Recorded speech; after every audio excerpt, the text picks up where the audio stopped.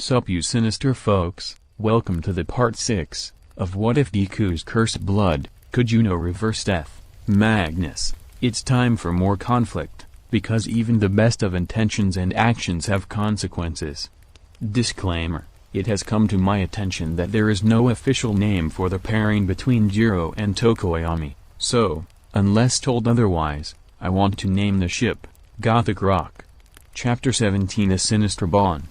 Katsuki Bakugo stared balefully at the double-wide door set in the wall before him. Hopefully, this time, he'd be able to stay in the room behind it for the rest of the month without any issues. This was going to be his third time changing rooming partners, but only the first where he'd been the one forced to change rooms. Admittedly, the first time he'd been assigned a new roomie, it hadn't been his fault at all. He'd even considered the extra he'd been originally paired with somewhat tolerable. Of course, that might have been because the fat tub of lard's only problem was he completely believed himself to be the second coming of some long-dead pop star named MJ. But even Katsuki had been forced to admit, with a quirk-like voice mimicry, old Tubby certainly had been able to field a voice to match his delusion. If only he hadn't insisted on always flashing idiotic smiles all the time.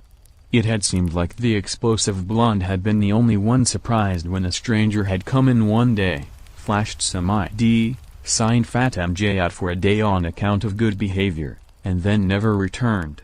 The staff had seemed to expect such an incident though, and while the authorities were hunting down their kidnapped patient, he'd been left a roommate short. It hadn't been a full day before he'd been assigned a new partner. His second roommate's departure did actually have something to do with him, but Katsuki refused to feel guilty about it. After all, who'd feel comfortable sharing a room at a mental institution with not only one of their old classmates from middle school, but also one that had been their stooge and fellow enforcer of the pecking order? And it wasn't like Kubio Nagaku revealing he'd been incarcerated after being convicted of committing multiple counts of public perversion had helped at all. Frankly, the blonde had found his old underling's sob story of being under the effects of drugs at the time laughable, the vehement insistence that a third party had added said drugs to his soda even more so. Still, the way Nagaku had wiggled his fingers, no longer elongated due to the bracers they both wore, every time he recounted the story, or even mentioned girls, gave Katsuki the creeps. Not that he'd ever admit to such. Yes, there'd been no doubt in the explosive blonde's mind that his former schoolmate sycophant was nowhere near as innocent as he claimed. It had taken a few harshly whispered words, carefully out of sight of the staff, but Katsuki had quickly managed to convince Nagaku to request a transfer to a different room. How was he supposed to have known the pervert would straight up demand to be paired with a girl? The rather aggressive way the brunette had gone about it hadn't been his idea either, but it had the creep gone faster than intended. The third. Don't worry kid, you won't have to worry about going through the same thing as last time with this one, Katsuki's handler said, attempting to reassure the blonde as gently and kindly a man of his immense size possibly could. For once, the soft words of the large man did little to calm the fraying nerves of his ward. Which was saying something, as the giant had been appointed Katsuki's handler since the day he'd brought the explosive blonde to the institution. Oddly enough, that had somehow translated into him being the only staff member their newest patient even halfway listened to voluntarily. I'll even stand outside, right here, if it makes you feel better. This time, if the bracers go red, you won't get zapped. Not like before. The additional reassurance hardly helped at all. Katsuki's last assigned roommate had been a rapist. It had come as a surprise, not only to the blonde, but also to the entirety of the staff of the institution. It definitely hadn't been the reason Shotsukiyama had been admitted, and he wouldn't have been allowed in at all if they'd known. The slightly older teen hadn't come off as threatening in the beginning though. In fact, Tsukiyama had gone out of his way to be polite when Katsuki had first met him, showering praises upon the blonde for his well-built physique and aura of masculine strength. There'd even been compliments about how he smelled. But that very same night, it hadn't been compliments the fucker had wanted to give him. Katsuki had snapped awake the instant the freak had tried to crawl into his smallish bed, prompting the blonde's self-defense instincts to immediately crank into overdrive. Unaware of the trigger at the time, security had burst into the room seconds later, zapping him with enough volts to cause his muscles to seize. His bracers had gone red when he'd attempted to activate his quirk. Fortunately, his room's camera had been equipped with night vision, and video recording proved he'd been in real danger. The incident had been withheld from his records completely. Tsukiyama had been immediately transferred to an actual prison, and as an apology by the staff, Katsuki had been given the choice to be moved to a new room, with another new partner. Needless to say, he'd taken the offer. Anything to get out of his old room and the shit that seemed to dog him there. This one bettered not be another degenerate Bokemino. Katsuki muttered as he reluctantly gave a nod. Chuckling good-naturedly at the nickname his charge still insisted on referring to him by, the handler Bo promptly activated the double-wide doors. "You've got a new roommate," Bo announced to the occupant within as the door opened, not peeking inside, merely shouting around the corner, "At least try not to scare this one, yeah?" Katsuki took a moment to pull in a calming breath. Able to use his quirk or not, he was still tough enough to take care of himself here, no matter who he was stuck with. That raping bastard's busted-up face was proof enough of that. Having centered himself, the explosive blonde stepping inside his new room. A second later, he quite literally let right back out. "There's a girl in there," Katsuki shouted, failing to hide his obvious panic, "and she's naked." "What the hell, Bokemino?" Porcelain skin, chin-length white hair, dead and icy blue eyes, and modestly sized breasts. The explosive blonde knew even as he was freaking out that the sight he'd unintentionally ogled would be burned into his mind no matter how hard he tried to get rid of it. Belatedly, Katsuki realized something else. His entrance and exit had been completely ignored. Normally he hated it when he wasn't given the attention he deserved, but as his shaken mental faculties began to settle back down, the fact that the inhabitant of his new room had completely ignored him while not wearing a stitch of clothing began to tug on the blonde's sixth sense. This smelled like a trap. It was almost as if the staff expected him to go in there and immediately force himself on some pretty stranger girl. "What?"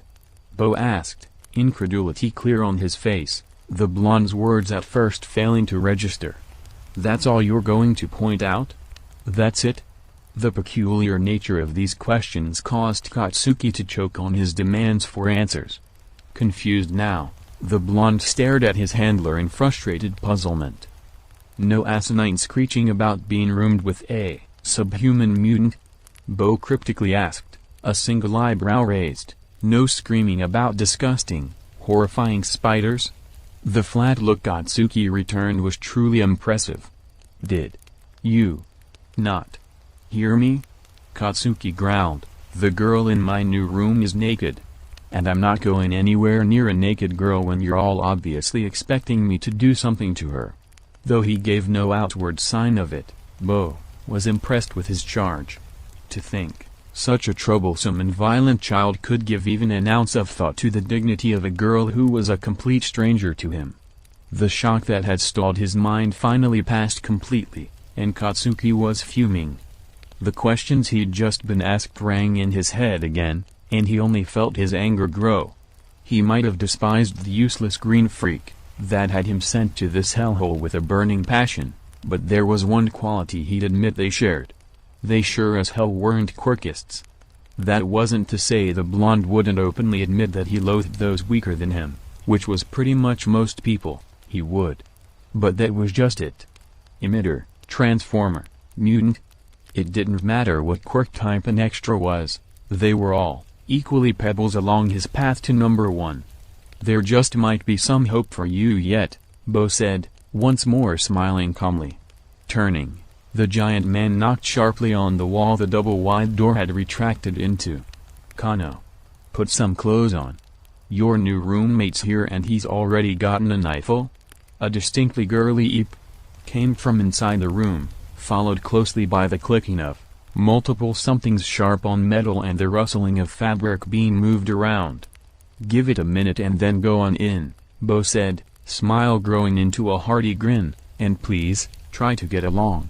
This is rehabilitation, remember, for the both of you." When the minute passed and Katsuki guardedly stepped into his new room, Bo closed the door behind the blonde with a sigh. Walking the familiar path back to the handler's workroom, the large man considered what had just happened. Unbeknownst to his charge, this setup was in no way a trap. In fact, it was actually a desperate plan to reintroduce a damaged and lost girl to positive human interaction. The poor thing had gone through the ringer recently. Her surviving parent had abandoned her, the manager she'd been signed with for years had publicly terminated their relationship, and what friends she'd had to speak of bailed as soon as they'd seen her. To make matters worse, since then hardly anyone had even tried to treat her with any human decency. After a while, when she'd shown no signs of improvement, the director of the institute had taken to arranging for randomly selected patients to come and talk to her. Unfortunately, every attempt ended with either petrified staring or running and screaming. After giving up on finding another female patient that might have risen to the occasion, they'd moved on to the males. But the boys proved to be just as cowardly as their counterparts, or, worse, quirkists. As he walked through the halls of the institute, Bo admitted to himself that seeing his little bomber consider Junko Kano a girl first and foremost was a welcome surprise. After over 200 failures, the explosive blonde was the first not to scream bloody murder, or show even a hint of fear or disgust for that matter, after walking in on a young woman who resembled an Arachne of legend. UA Courtyard, Sunset. Just within the gates of the prestigious hero academy known as UA, two young figures could be seen socializing in what would appear to be pure happiness. One of these individuals, upon closer inspection, was tall, dark-haired young woman whose beauty, still blossoming though it was, far surpassed that of many twice her age. Her companion, in contrast, was a little, blue-haired girl whose innocent smiles captivated even the coldest of hearts. Both were waiting in the courtyard for the same reason though, to meet with a green-haired couple returning from their date. Although, truth be told, only one was looking forward to the reunion. "Momone," Lily called out, words coming out muffled as her head was buried in her caretaker's bosom. The older girl had squeezed her tightly in a lovely hug several minutes ago, and then never let go. "Are your ears really okay now?"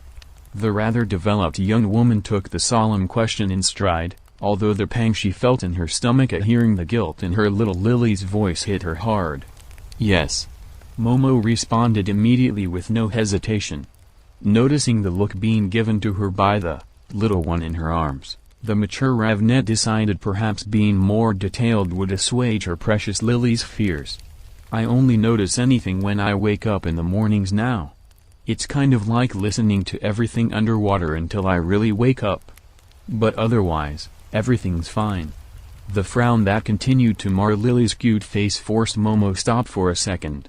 Seeing that her reassurance had little effect, she was left with no other option. With a sigh, the mature young woman finally gave in and listened to some of the advice of her therapist. It was time she tackled one of her own scars left by the USJ assault. "Lily-chan, there's really no need for you to feel guilty about what happened," Momo said, forcing the words out over the pain the memories brought up. Frustration and disappointment in herself roiled within the Ravnet, each clamoring to strangle her psyche. "If anything, it's my fault you were forced to do what you did. And if you hadn't, I'd have had no other choice but to surrender to those villains. And given to despair." As what her caretaker said slowly processed through her mind, Lily's eyes began to sparkle. Sure, she didn't quite understand all of what Momone was saying, but the relief that the older girl wasn't mad at her for what happened was visceral. The littlest zombie had never thought her actions were wrong, per se, but she did regret they ended up hurting her new big sister.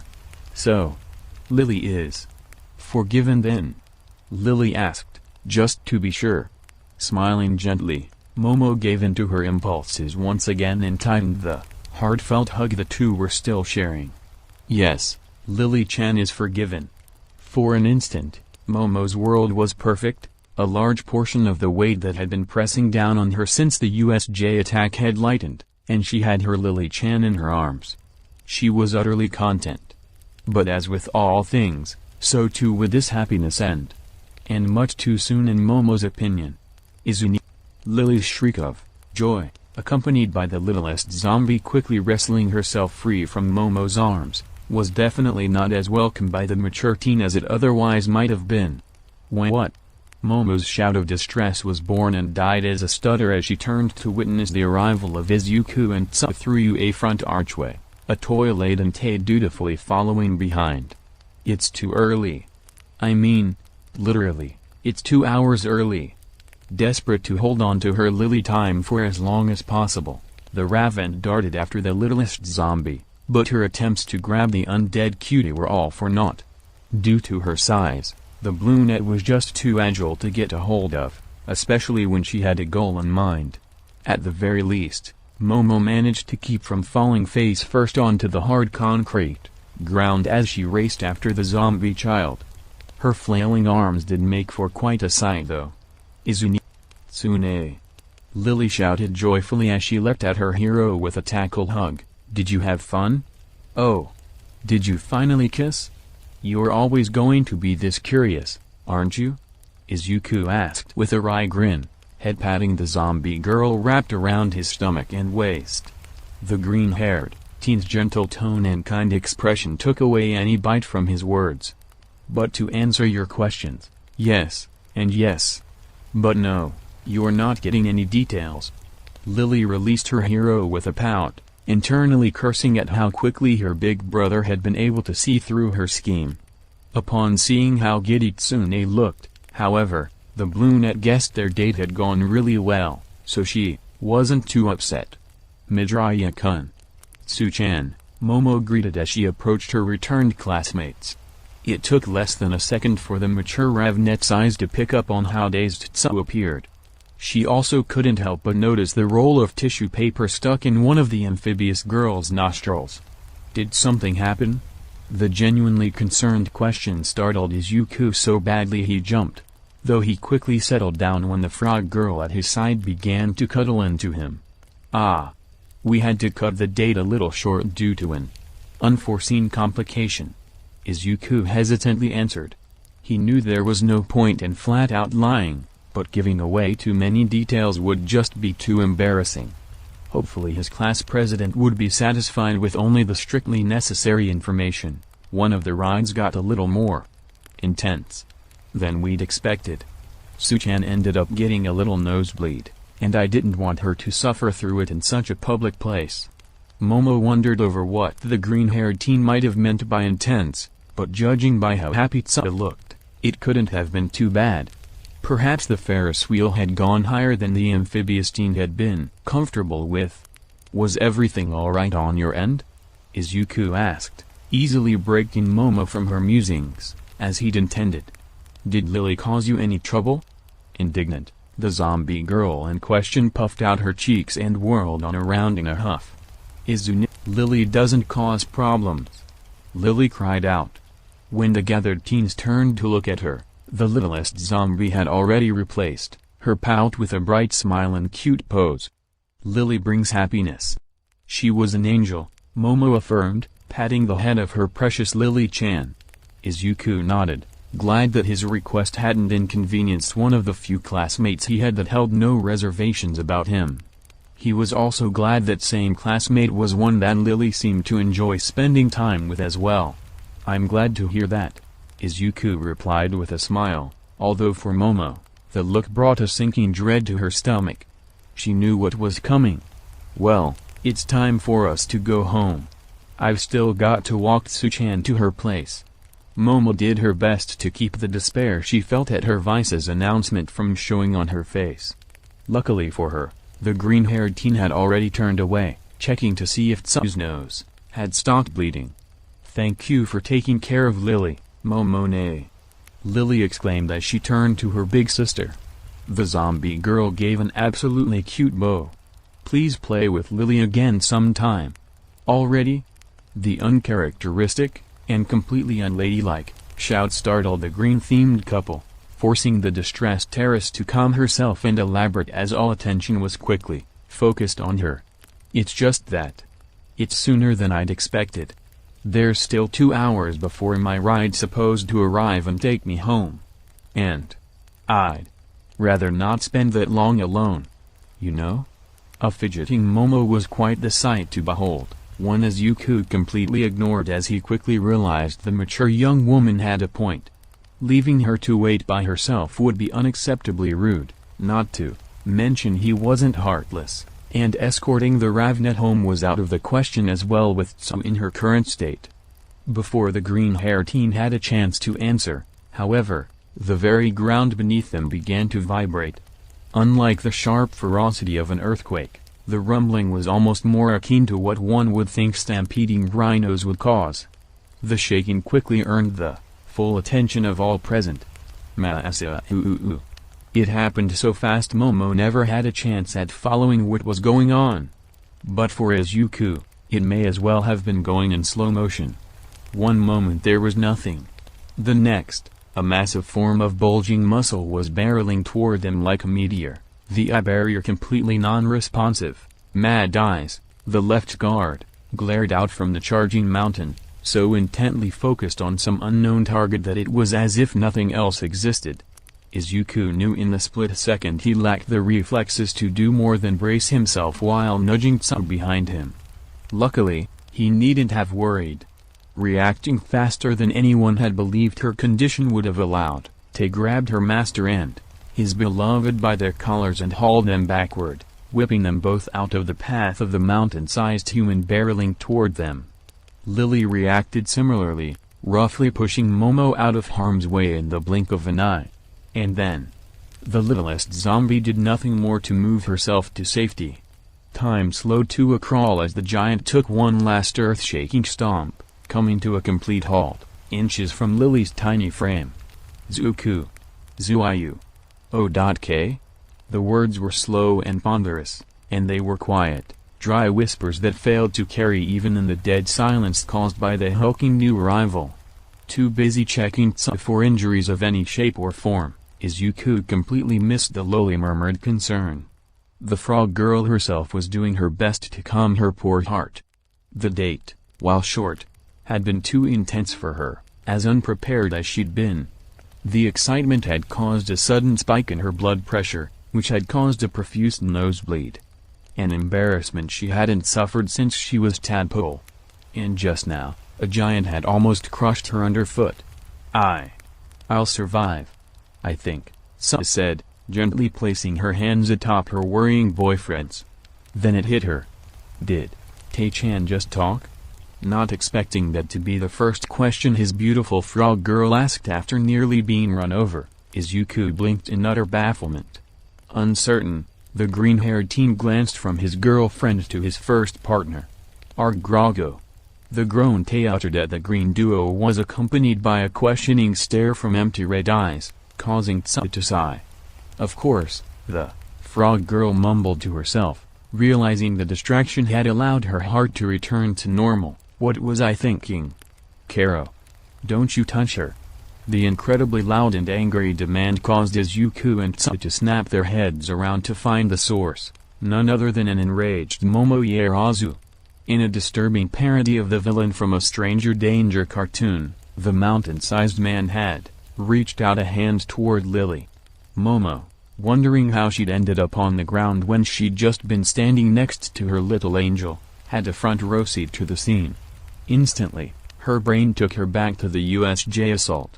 Her body reacted on instinct, with extreme prejudice, to prevent a repeat of the failures that still haunted her. In the blink of an eye, surpassing limitations she'd always believed her quirk to have, the Rathed had created a reinforced titanium staff. The snap creation completely destroyed the sleeve of her uniform's right arm, but by the ferocious look in her eyes, it was clear Momo could have cared less. The class president of UA-1A wasted no time, and swung her newly formed weapon with all her might. With a striking precision, Momo slammed her staff into the side of her target's head, the force great enough to bend the metal construct as it impacted the man that rivaled the USJ Namu in size and musculature. The unknown assailant's head turned slightly as a result of the blow. But he didn't fall. "Pappy, are you alright?" The utter lack of concern Lily delivered those words with immediately snapped the three human observers from their shock at seeing someone effortlessly tank Momo's attack. The almost nonchalance was incredibly out of character for the little zombie girl. "Pappy?" Momo asked, honestly confused. For all that her brain was normally lauded for its above-average intelligence, reconciling the childish term with the mountainous man standing in front of her Lily appeared to be beyond even its capabilities. The bent staff coupled with only a slight bump on the man's head did no favors for the Rathed mental short-circuit. Seeming to slowly come to attention, the giant man sluggishly shook his head, a massive hand coming up to rub at his new injury. Shaking himself, the stranger straightened, causing his already intimidating size to grow even larger. "Huh? Oh. Yeah." The mountainous man replied, voice deep but unexpectedly soft. "It does hurt a bit more than usual though." Belatedly, Momo came to the horrifying realization that not only did her Lily know this imposing man, but he was also her father and she just viciously attacked him. Yet another mistake caused by her lack of thinking. "I'm sorry." Momo rather cutely shouted her apology, childishly dropping her bent weapon as quickly as possible. The manners her parents had drilled into finally kicked in, and the Rathed gave the newly found father of her Lily a quick, deep bow. Still nonplussed by the sudden development, Izuku took a step closer to the apparent father of one of his quirk's victims, making sure to keep himself between Tsu and the man. Matching his movements perfectly, Tay continued to shield her master zealously, a gleam in her dull red eyes. "So, this is your father Lily-chan?" Izuku asked, taking another step forward. "Aren't you going to introduce us?" The playful question had hardly left the green-haired teen's lips before Lily jerked into motion. The littlest zombie gave a beaming smile as she hopped in between the opposing parties. To her big brother, however, the merry tune of Blue-net hum did little to mask her tenseness. "Pappy, this is Izuku," Lily said, beginning introductions. "He's the one who brought Lily back. He's Lily's savior and hero." Izuku tried not to blush at the praises being heaped upon him, but it was a close thing. While he had recently made the commitment to remember that there were people who didn't see him as a monster, the green-haired teen still found himself floundering in the face of honest adoration at times. "Izuku, this is Lily's pappy," Lily continued, hardly taking a moment for a breath she no longer really needed to take. "He's a little clueless sometimes, and can forget important things really easily. But he's not a bad person." The further along she went into her father's presentation, the easier it was to tell Lily was forcing her cheerfulness. So, ever her mother's daughter and keen to observe what went unsaid by those around her, noticed how the feeling of danger in the air had hardly been diffused. "That is nice, Masao, but it is time to say goodbye," Lily's father said neutrally. The man completely disregarded everything and everyone not his daughter, as if the little Blue-net was the only one present. "We are going home. Now."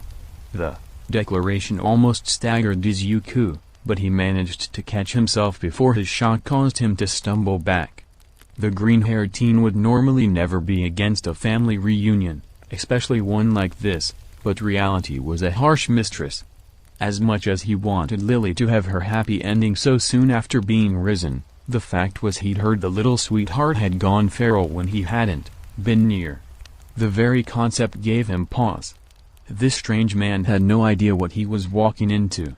He needed to be warned. Warned about, well, pretty much everything. "Sir, before we talk about leaving, there's something you need to know." "That's not happening." Lily cutting in and interrupting Izuku was not what had the four humans present reel back in surprise. No, what caused such a stark reaction was the serious, in no way prepubescently feminine, tone the littlest zombie spoke in. It hardly sounded like the Blue-net at all. "What?" Both Izuku and Lily's father shouted, one in surprise and the other confused frustration. Even Tsu and Momo stood agog, unable to contrive words to describe the unexpected development. Lily refuses to return to that house, the zombie girl elaborated, getting back into character. The people who killed Lily might still be there. Until they're all brought to justice. The brunette stopped, the shaking of her shoulders instantly clued Izuku in that she was reliving the nightmare of her death once again. Without thinking, the budding necromancer stepped up and placed a steady hand on the shoulder of his quirk's second prisoner. The gesture seemed to work, as Lily's quivering frame gradually steadied. Meanwhile, the neutral expression Lily's mountainous father had maintained gave way to agitation. Killed? The man asked, opening eyes that had hitherto been closed. The small beady orbs were hazy and unfocused. Masao, what? You are not. Lily gave only a sad little sigh in response. Turning, Izuku was treated to the zombie girl's soulful red gaze pleading for his help. And like any good big brother, hero in training or not, the green-haired teen resolved himself to help. Not that he'd needed any added incentive. Sir, this isn't the best place to talk about this. Izuku started, completely forgetting his hand that was still on Lily's shoulder. A fact that the zombie girl's father, unfortunately, locked onto. I'm sure that Principal Nezu will know. The sudden booming refusal froze Izuku like a deer in headlights. No one is taking my baby away. Enraged, the mountain-sized man reached for Lily again. Seeming to have expected the action, the littlest zombie easily sidestepped the grab and quickly darted behind the protective shield that was her big brother. Jolted by the sudden change from the father of her Lily, Momo scrambled to recover her bent weapon. Tsu tensed, reaching forward and wrapping Lily in her arms like she had her younger siblings many times before. Tay growled, maneuvering herself further between the threat to her master and the green-haired teen. The apprehensive looks the teens were giving the large man failed to register. In fact, they failed to register. What did give the towering figure pause, however, was the look of saddened disappointment being directed at him by the smallest of the group. What? The man stilled, wild eyes blinking in startled confusion. Mama Sao. Lily-chan. Maybe. Izuku didn't know what to say, what he could suggest to make everything better. It was all falling apart, too quickly for him to keep up with. And it was his entire fault. He's good at protecting me, Lily reluctantly said, unwilling to make matters worse, but unable to find a better option. Better than Pappy. Lily doesn't want to go through what happened ever again. Can Pappy promise that? Even though her stepmother had been recently apprehended, knowledge Lily and Izuku had learned thanks to Detective Tsukaki, there would still be a bit of time before her court date. And the men that had used and abused her were proving to be a problem. Thanks to their money and the lawyers said money paid for, they deluded arrest so far. If she went home with her Pappy, Lily knew she would be an easy target for them. Her hero, her big brother Izuku, had the benefit of dating the daughter of a woman who, thanks to the internet, Lily had learned could easily destroy more than just the lives of the ones who'd killed her if angered. And as long as she stayed with her savior, she'd be under the watchful eyes of both the principal of the most prestigious hero academy in Japan as well as the QRA. Yes, she'd noticed the watchers. But it was quite obvious to Lily that the agents were deathly afraid of her big sister Tate-chan. And big sister Momo. Lily's thoughts were interrupted as her Pappy finally acknowledged the existence of the others present, more worrisomely the only other male, and pointed a large finger at the green-haired teen. You. Unfocused, beady eyes flared with hatred so intense their target couldn't even take a step back. What did you do to my baby, you monster? The living mountain made to grab a hold of Izuku by the front of his shirt. That was a mistake. Gah.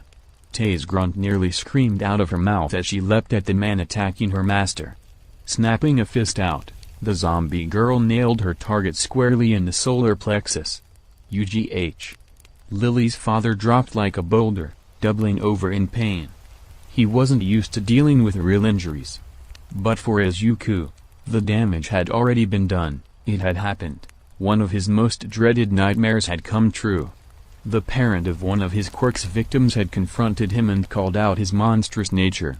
If he thought his imaginings had been painful, the reality of it all was gut-wrenching. He couldn't move, couldn't breathe. The world was closing in on him. He felt numb. Izuku released her hold on Lily and engulfed her stricken boyfriend in the strongest hug she could manage. Pulling on years of comforting distressed younger siblings, the frog girl put everything she could into projecting all the love she had for the wonderful green-haired teen in her arms.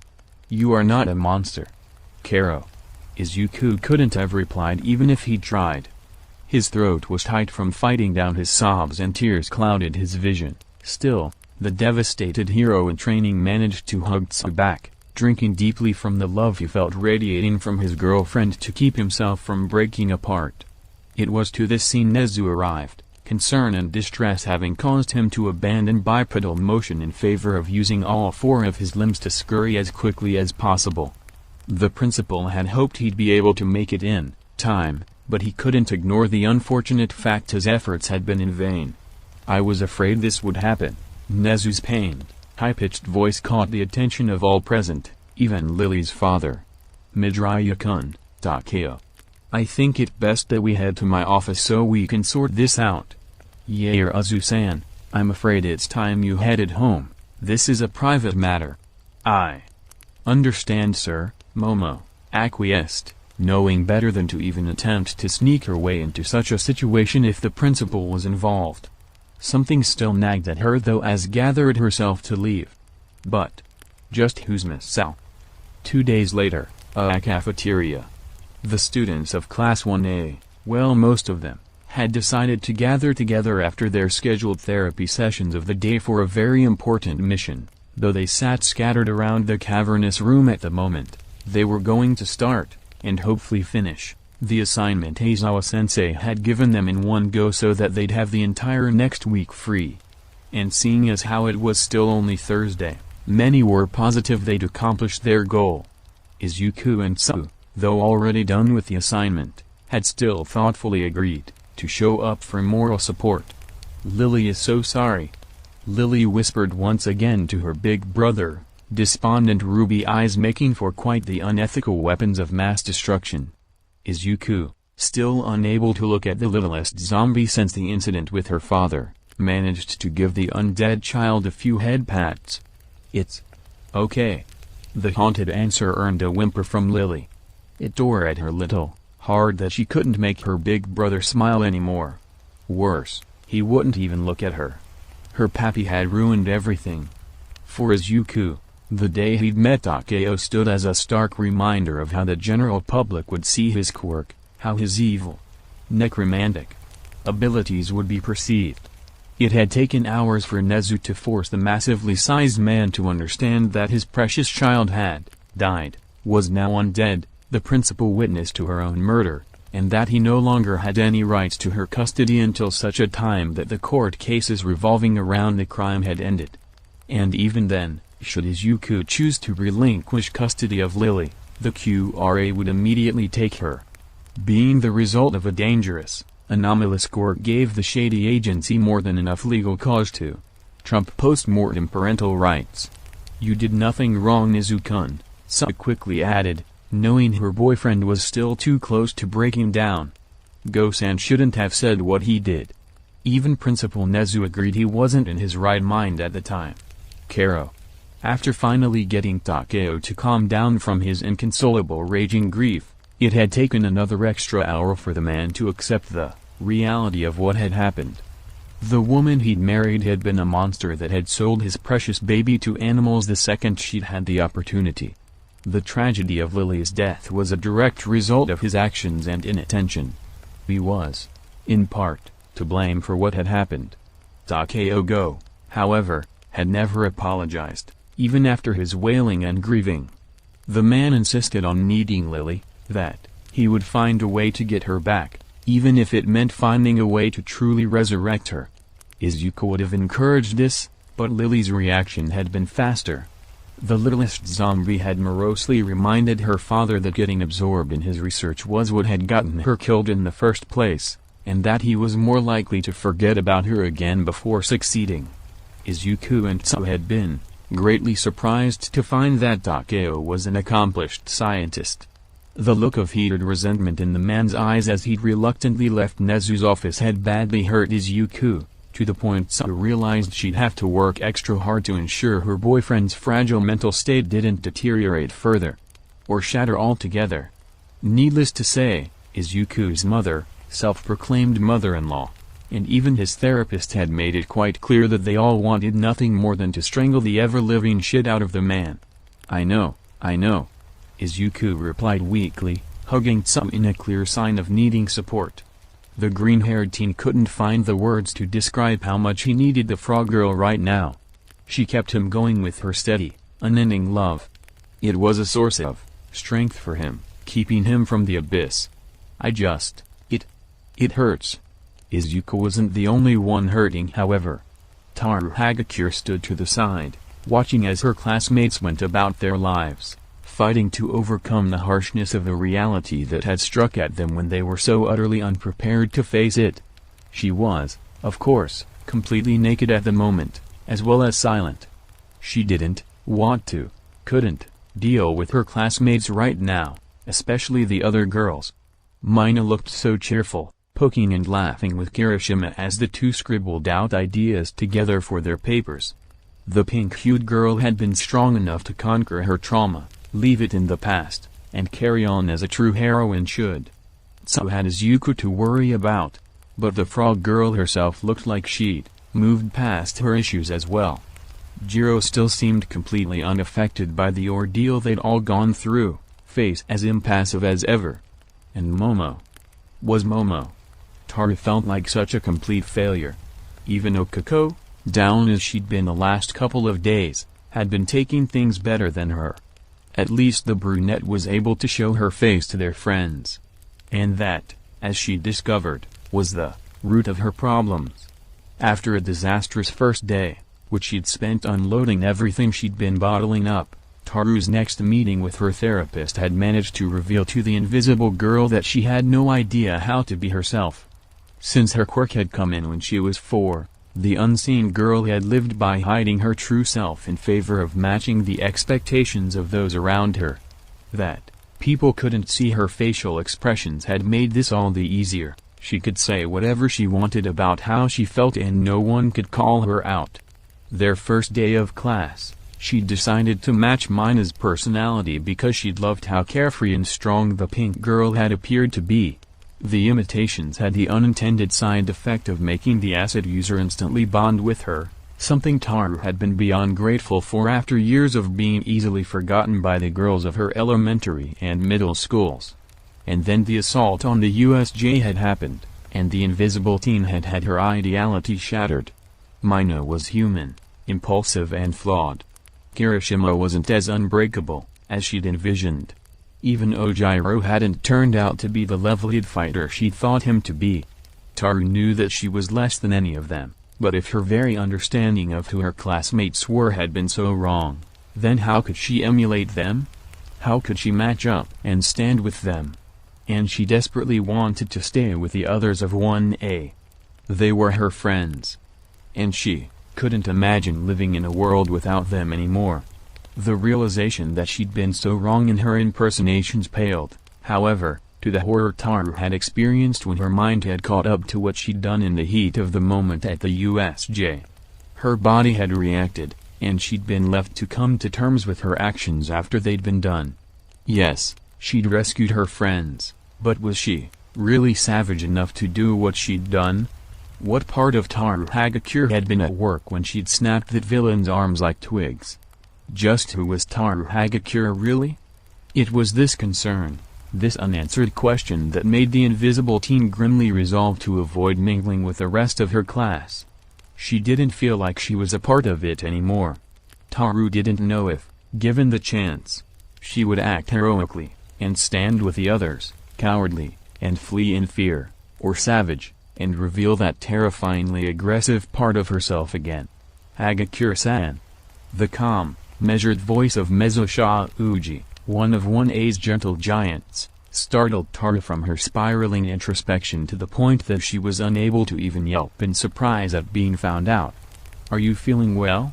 A moment of silence passed, and Taru glanced over herself to make sure she was in fact wearing absolutely nothing. She was, indeed, still naked.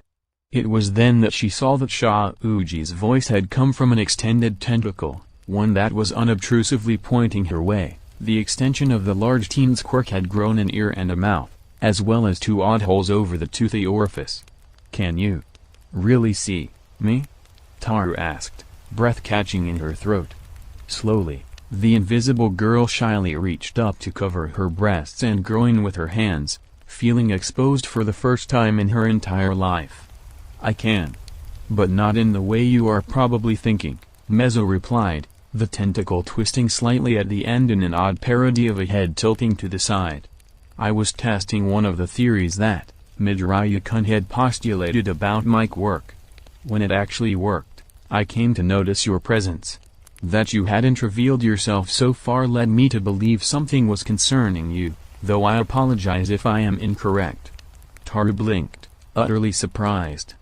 Although, perhaps she shouldn't have been, this was beginning to become a common occurrence after all. Every now and then, Midoriya would approach a member of 1A and start up a friendly conversation, one usually geared towards the member's quirk. A day or two later, the green-haired teen would present a few pages of quirk theories, ideas, and even plans for the student in question to use.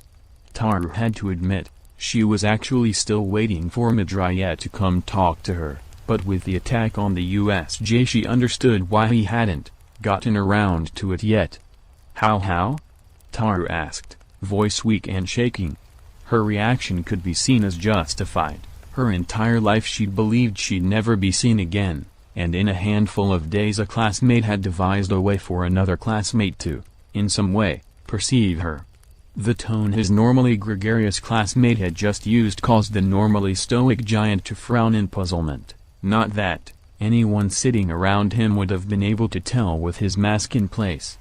According to Midoriya-kun, some serpents retain a pit organ that enables a form of thermal vision. Mezzo's answer only left the invisible girl more confused.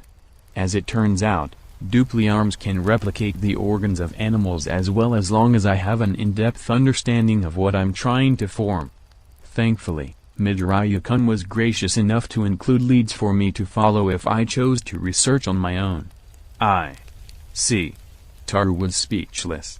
For the first time since she was 4, someone could actually see her. Looking over at the silver-haired giant sitting across from Tokoyami, she felt her heart skip a beat as she realized Shauji was looking directly at her, the two locking eyes. Hagakure-san, do you wish to talk? Mezzo's worry came through clearly from the tentacle's mouth. The oft-times silent teen was well aware that his invisible classmate had been avoiding everyone these past few days, a change from the girl's normally extroverted personality too extreme for him to just ignore. I would be more than happy to listen if you need someone to lend an ear. Or 3.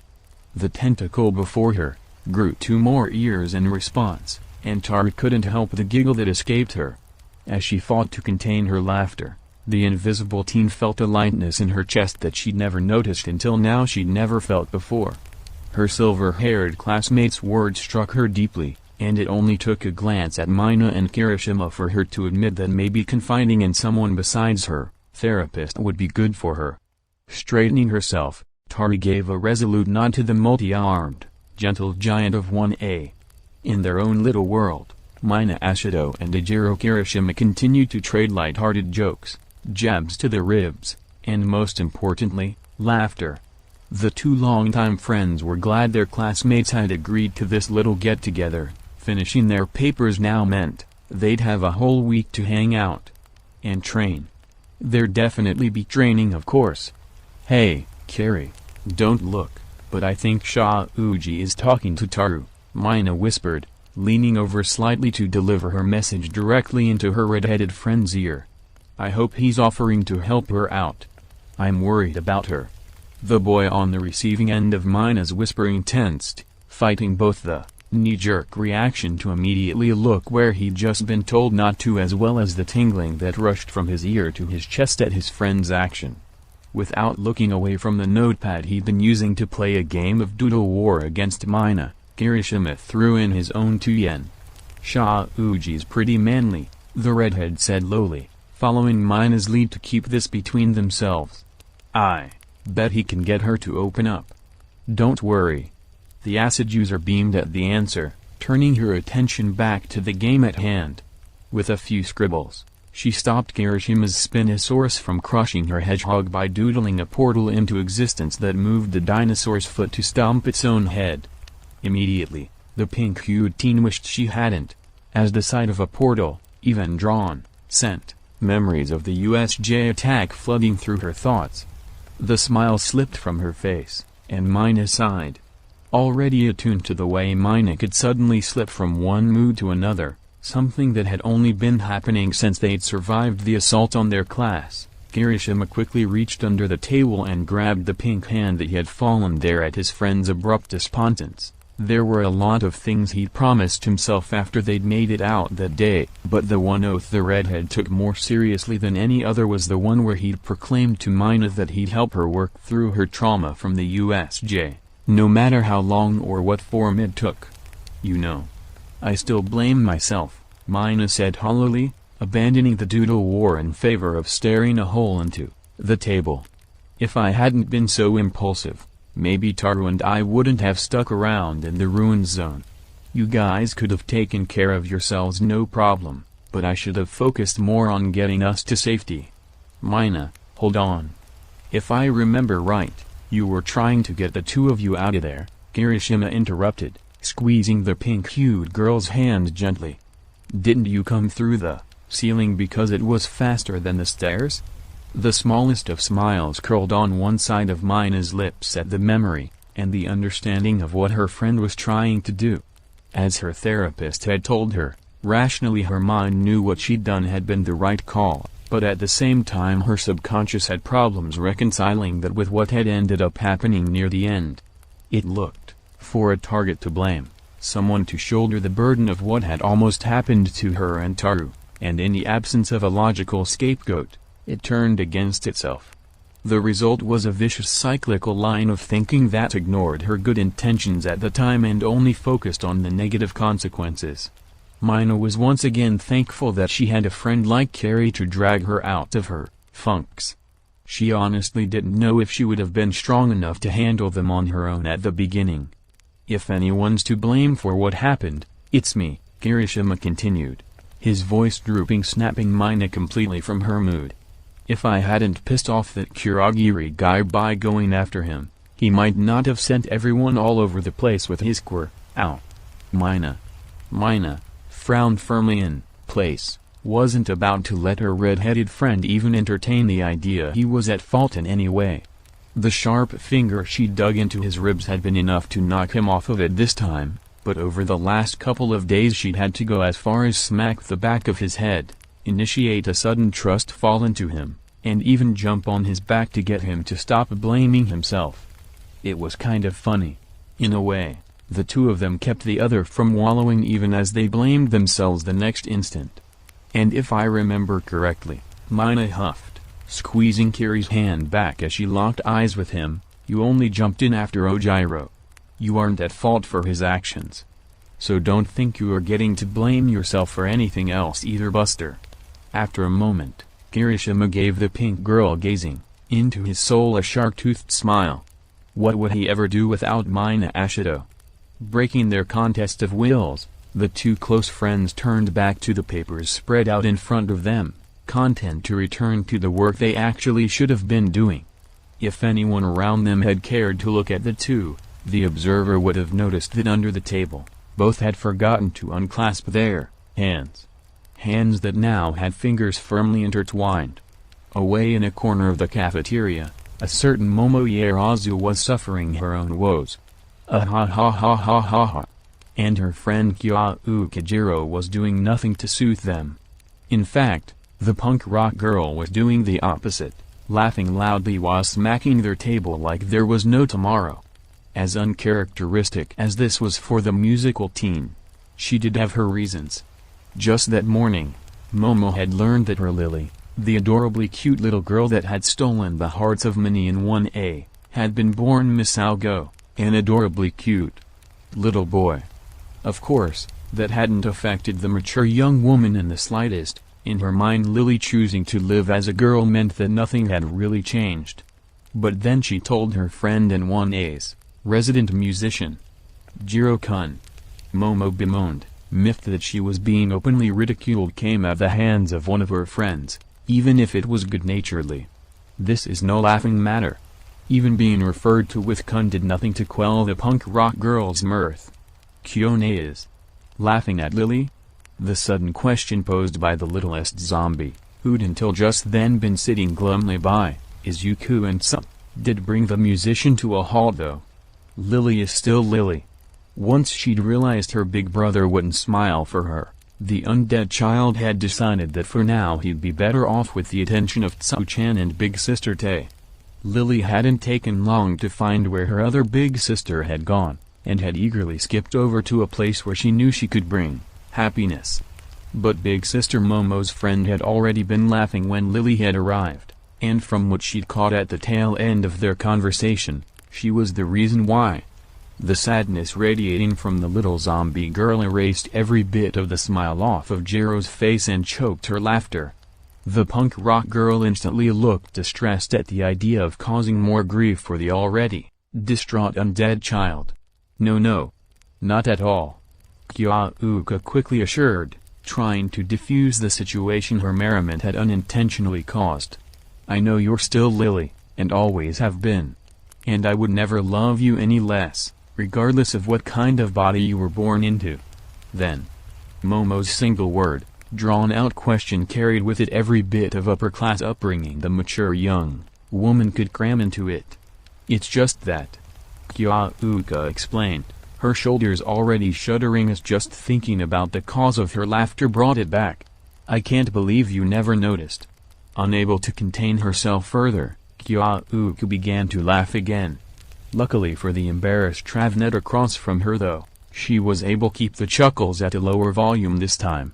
What? Momo barely kept her exclamation to a hissed scream. You knew? Well, managing to get a hold of herself, but only just, Kyauka elaborated. Didn't you ever see Lily get a little uncomfortable when pressed against big breasts? Or how she doesn't accept invitations to go into the restrooms or showers with other girls? And maybe it's just me, but there's a distinctive vibrato hidden in her voice. The blank stare of 1A's well-developed president caused the musician to trail off. Sometimes she forgot others couldn't pick out the subtle changes in sounds that were a normal part of life for her. And, Kyauka added, leaning forward to add suspense to her last clue as she got within whispering distance from the Ravnet. Didn't you find it suspicious that Lily only accepted changing clothes when she could be in the same room as Izuku-kun? That turned a facepalm from the mature young woman across from her, and an adorable pout from the little zombie girl. A little further away from the again laughing and pouting pair sat gathered another group of 1A members, less stellar ones. Hey, has anyone seen Ida-san or Yuraraka-san? Kaminari asked, looking around for the strict teen and bubbly brunette. The absence of their stern classmate's chomping arm had finally registered with the lackluster blonde. Man, do you think they're out on a date? Sarah suddenly threw out, earning attention from those at the table. We're going to run out of girls to chase at this rate. Mineta shifted in his chair, suffering through an inhuman effort not to succumb to his nature. He had a meeting with the school board at the end of the week, and he really needed to stay out of trouble until then. He'd been warned that any, even the smallest, complaints against him would see him expelled so fast he might just travel through time. To make matters worse, even if he didn't get expelled, the diminutive teen would still be facing the restriction order. He'd no longer be able to approach any girls inside the school outside of interactions necessary for classes. And even then he'd have to be on his best behavior. But the midget wasn't the only one bothered by the conversation. Would you cease your incessant need to spread baseless rumors? Fumikage growled as he paused by the table, having just been heading over to see what could make Kyauka laugh so beautifully. The avian teen was tired of people starting up toxic rumors just for the fun of it. He had countless memories of good, earnest classmates having their school lives destroyed by such practices. His own lack of a social life stood out as one such victim as well. Be there a speck of truth in what you say or not, you've no justification to meddle in the private business of our peers. Sero and Kaminari stared at their raven-headed classmate for a moment in absolute silence, obviously startled by the theatrical outburst. Then Sero grinned. "Geez man, calm down," the sharp-featured teen drawled playfully. The tape user was pretty certain his fun wasn't harming anyone, and the avian teen needed to loosen up. Don't be salty just because guy talk turned to love lives. Lacking a filter but eager to join in the ribbing of one of their more stoic classmates, Kaminari whipped up a follow-up comment and let it fly, unfortunately unable to properly articulate his idea. "Yeah," Kaminari added, "it's not like you won't be able to find someone who likes birds enough to give you a chance." Sero and Mineta immediately broke into raucous laughter. Concurrently, the remaining members of 1A stared with looks of horror at the crass choice of words that had been delivered loudly enough for all of them to hear. "Oh man!" Mineta cried in delight, having fun and knowing for once he wouldn't be the target of the ensuing wrath. "Such a good burn." Kaminari instantly turned pale as he fully realized what he'd just done, what he'd just said. I'm sorry man." Kaminari fumbled, not having intended to sound like a quirkist. He hadn't wanted to actually hurt his raven-headed classmate with his words. "I didn't mean, Fumi-kun." The melodic voice calling to him from behind was probably one of two things that stopped a trembling Fumikage from acting rashly. Kyauka gently placing one of her instrument-calloused hands on his shoulder was the other. The emotional teen didn't even register the endearing nickname. The punk rock girl had stood up instantly when Kaminari had thrown his unintentional, because the blonde was too stupid to have meant it, insult. In the lingering silence, she'd walked up to Fumikage without anyone consciously noticing. The moment she knew she gained his attention, Kyauka spun the raven-headed teen around and pulled him by the lapels into a kiss. "Thanks for the date," Kyauka said breathily after breaking the kiss. "We should do it again. Soon." Fumikage could only nod dumbly like an idiot bewitched as he stared into the deep, dark violet eyes that were delving into his soul. Glad that his feathers hid most of his blushing, the avian teen couldn't deny he'd enjoyed that far more than the punch to the arm he'd received at the end of their first date. Still in her seat, Momo couldn't help but take in the scene with curious eyes, sharply contrasting the way she was shielding Lily's eyes with her hands. At their own table, both Izuku and Tsuyu gave the gothic rock duo thumbs up and wide smiles. Both green-haired teens believed their two classmates looked good together. Recovery girl's nurse's office, sometime later. In the darkened domain of the backbone of UA, two figures stared each other down, the exchange both ridiculous and terrifying at the same time. This was probably due to the fact that one of the combatants was an extremely short, elderly woman while the other was a mountain of a man with muscles reminiscent of the one and only All Might. "Long time no see, sensei," rumbled the deep voice of the man, filling the office with little effort. The words struck the old pro-heroine harder than she thought they should have. "Sensei?" Recovery girl asked, confused because while she knew the man before her, it was only because she'd spent days looking for him in the national database. Standing feet away from the youthful heroine was none other than the elusive Nanoman, the same Nanoman who could control nanomachines, the same man who'd fooled the system at a time when its regulations were rarely revised, and violations were punished with expulsions. "Sensei, did you truly forget me?" the massive man asked, hurt clear in his voice. "Your all-time favorite student? You? Really?" The elderly heroine was starting to feel a migraine coming on. Some small, drifting part of herself told her the man was speaking the truth, but for the life of her she couldn't remember the giant ever being one of her students. Nanoman's file had revealed that the hero had lent more towards support than combat. Even so, He'd managed to rack up over a dozen successful apprehensions using his nanomachines to fortify his body. It was only due to an anonymous call revealing the generally liked hero was in reality quirkless that his career was forcibly ended. Lying to the system like that back in the day had always ensured a harsh response, regardless of heroic adequacy. Sensei. The man looked lost and sad, before he seemed to faintly smile as if remembering something. Have you also forgotten how many times your cane tried to teach me not to be a crybaby? Chio, Shuzanji started violently as her brain experienced a muddled thought flashing through it. There had once been a boy, too sentimental and emotional for his own good. A brat unlike his peers who'd challenged her intelligence more than once. She'd called him Tatakun?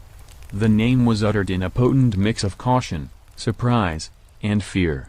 Recovery Girl was suddenly unsure of herself. She just couldn't connect the name of the brat from ages past to the massive man in front of her. Nanoman, upon his forceful retirement, had foregone the continued use of his hero name. But he hadn't forsaken his brilliance. He'd returned to the path of science, tested the waters of marriage, and then tried his hand at fatherhood. All as the ever-emotional Takeo Go. "It's me, Sensei," Takeo acknowledged, a large smile spreading across his face. Unfortunately, it quickly turned into a serious frown. "I know the health and safety of your students is sacred to you, Sensei, but I need your help. I need to understand. The quirk of a first year here at UA. His old friend Nezu might have gotten him to allow his baby to remain under the care of that young necromancer, but Takeo had long abandoned the understanding of the word defeat. He'd made an oath as he left UA 2 days ago, he would find a way to undo Izuku Midoriya's quirk. And when he'd succeeded, and nothing stood between them, he'd bring his Masao back to the realm of the living for real, so that his baby could be at his son once again. Magnus. With this out of the way, next chapter will include more death. Magnus. Time for the introduction of a new character and member of Izuku's squad. But that doesn't mean that this is getting any easier for our beloved cinnamon roll. Disclaimer: I know many of you expect a large group of zombie girls, but I don't remember saying I would kill off all of the characters from Zombie Saga. Chapter 18: A Sinister Guidance. Shouta Aizawa, pro hero codenamer Acerhead, once again shook his head at the farce that was his administrative leave, careful not to jostle the binoculars he was looking through. The need for him to work out Izuku Midoriya's blood away from impressionable students he could understand, but Nezu going so far as to force him to take a small vacation? It was frustrating for the teacher, who already felt he'd returned to his optimal physical condition. And to add to the principal's unnecessary restrictions, the agency he'd normally work through had been anonymously tipped off that he'd recently suffered a grievous injury, irrespective of his current health. The pencil pushers had immediately forbidden him from partaking in his usual underground work, citing all near-fatal injuries required at minimum a month's time off the roster before heroes could be active again.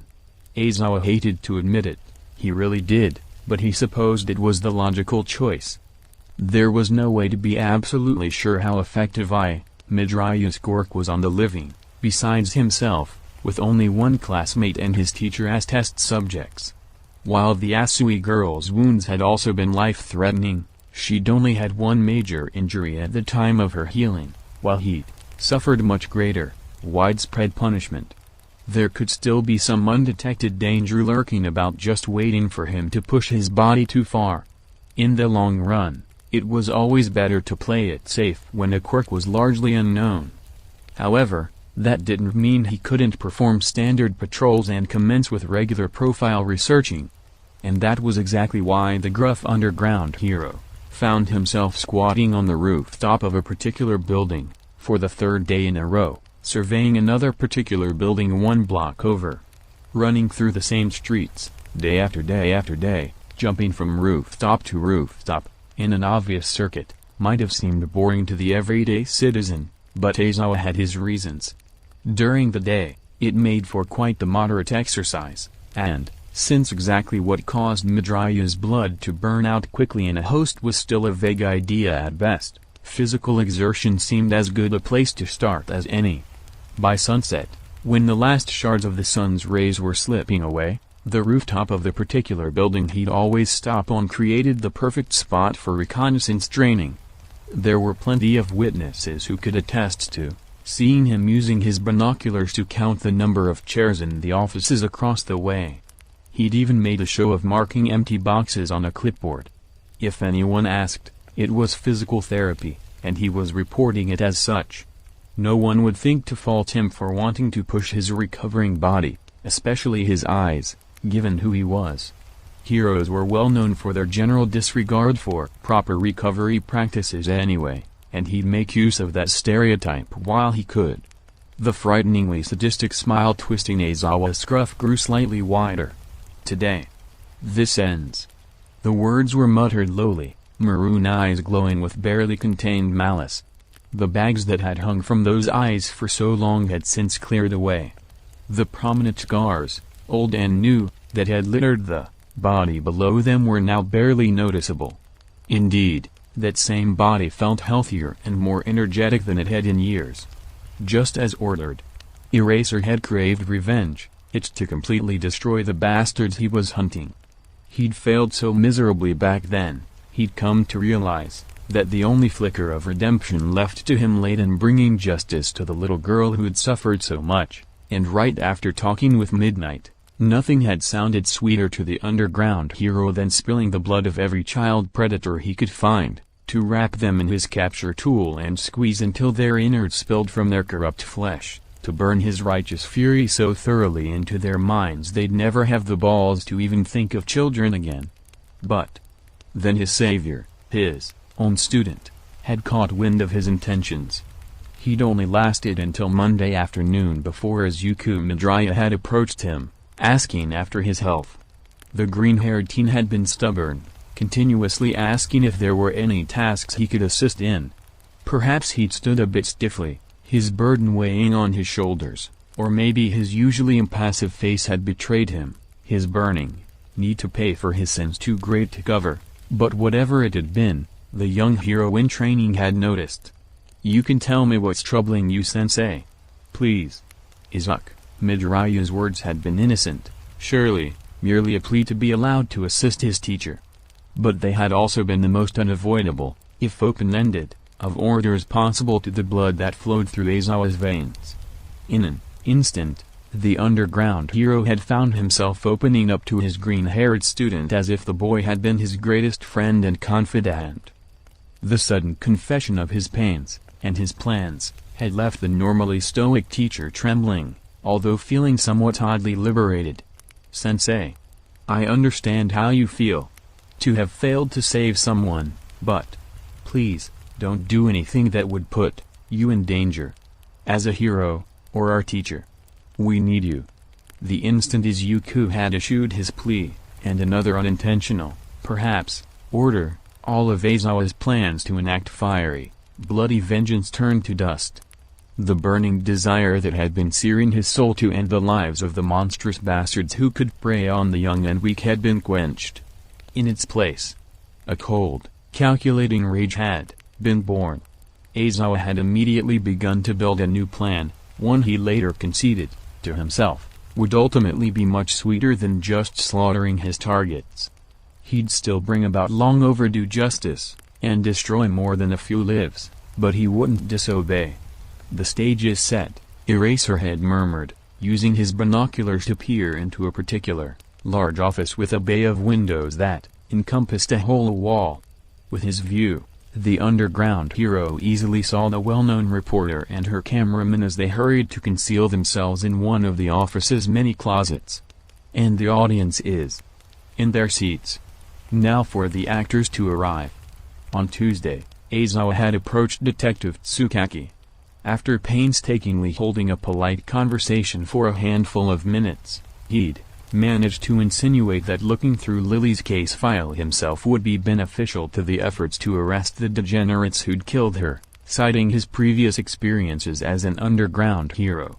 Whether the detective had believed him or not, or merely felt pressured due to his own failures involving the case, The man had loudly declared he'd be taking a break to visit an important informant. The force contracted, then, he'd simply left. The underground hero still didn't understand why the other officers present had laughed at the detective's declaration, and he didn't particularly care to. He'd gotten free access to Lily's documents for 6 hours because of it, and by the time Tsukaki had returned, he'd gathered all the information he needed. "Is this how it is for you?" Eraserhead had asked quietly as he devoured the files, his tone a strange mix of wonder and fear. Only those in the know would have understood to whom he spoke to, but he was a cautious man by nature. "Those perfect grades? Studying? Those are just a joke to you, aren't they?" Aizawa would never be a man that tooted his own horn, but he had a solid idea of how intelligent he was compared to others. And he would have no problems admitting that the findings he uncovered from Lily's files were in no way a result of his own analytical prowess or tactical reasoning alone. During those 6 hours he'd spent hunched over those papers, he'd managed to connect dots and identify weak points that he knew would have normally escaped him. The bastards everyone had been chasing so fervently weren't as estranged as they'd always claimed to be. How had no one ever noticed they all had meetings or reunions organized on matching dates?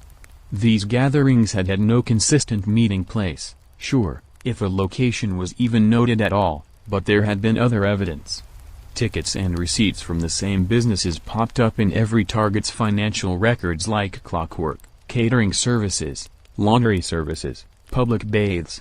The list went on, but the most helpful piece of knowledge Aizawa had gained was that the bastards all shared the same preference when it came to rental offices. Eraserhead had known he never would have been able to make these correlations before Tsukaki under normal circumstances, especially in only 6 hours. And he hadn't, Izuku had. The underground hero had experienced an epiphany while processing the dossiers, allowing Izuku's blood to solve their riddles like puzzles meant for toddlers. This level of intelligence was intoxicating as hell. Just remembering the feeling of such sharp cognizance caused Aizawa to shiver. The underground hero told himself it was only a result of thinking about the resolution he was about to see that day. Suddenly, the double doors to the large office burst open and a group of quivering children were led inside by armed grunts. As the young and crying pressed themselves against one of the walls as far from the doors as possible, men in business suits began to enter, wicked smiles already on the faces of many. Far below, and as unassumingly as possible, an unmarked anti-riot truck turned the corner onto the block. Based on its trajectory, its target was the very office building Aizawa was glaring into. "And the actors have taken the stage," Eraserhead growled, eyes flicking from the bawling children to the goons, the businessmen, the truck, and back again. Still flush with Izuku's blood, it had only taken until Wednesday night for Aizawa to succeed in tricking every bastard in the dossiers that another of their number had organized one of their special parties, a celebration of once again eluding the law without difficulty.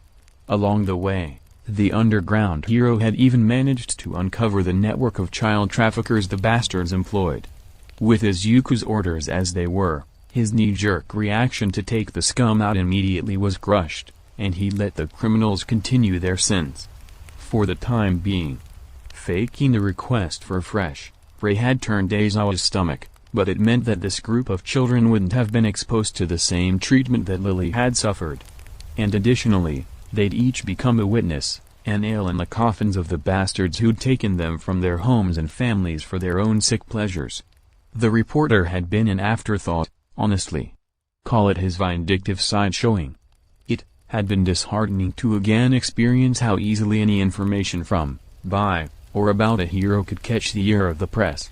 To be fair, learning that a group of society's rich and powerful was going to throw one of their exclusive parties at a secret venue would have been too good to pass up regardless of source though.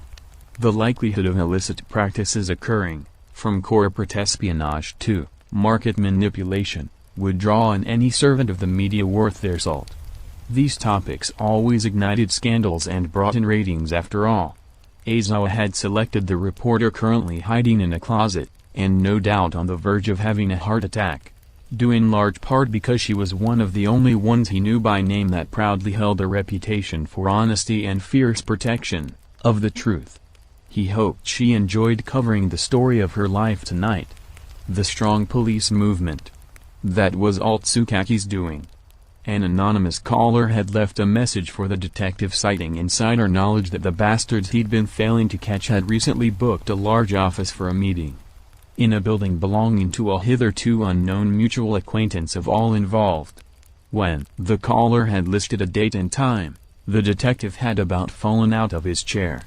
And when Aizawa had quietly reported the presence of a number of kidnapped children from the area, he had. Now there was only one box left for the underground hero to check. It's about time. Eraserhead paused, lowering his binoculars so he could truthfully say he'd only seen the businessman entering their rented office if anyone asked for my alibi to arrive. Due to Izuku's orders clearing his head, Aizawa had realized he'd need to be as disassociated from the coming operation as possible. There had to be no chance for the bastard's lawyers to cry foul because a hero with a grudge had gotten involved. He'd seen too many cases of such happening in his rookie years. The sound of footsteps behind him told the underground hero that everything was going according to plan. As soon as Midnight finished her dramatic approach, she'd watch over him as he did a bit more physical therapy, and no one would have any reason to suspect he'd had any part in bringing down the bastards about to be caught. "Oh. Well, if it isn't Eraserhead," called a warm, bubbly feminine voice. Aizawa's focus on following his plan instantly dissolved as he felt his body involuntarily tense. He knew that voice, and the woman it belonged to. What a coincidence. The underground hero followed his knee-jerk reaction and twisted around. Long, seafoam green locks topped by an orange bandana caught his widened eyes first. Following a familiar path, his gaze dropped, taking in a playfully mischievous smile, before darting up to catch on the twin dark emeralds that were already staring back at him. Those eyes. Aizawa felt a twinge in his chest, which he dutifully ignored. Why was she here?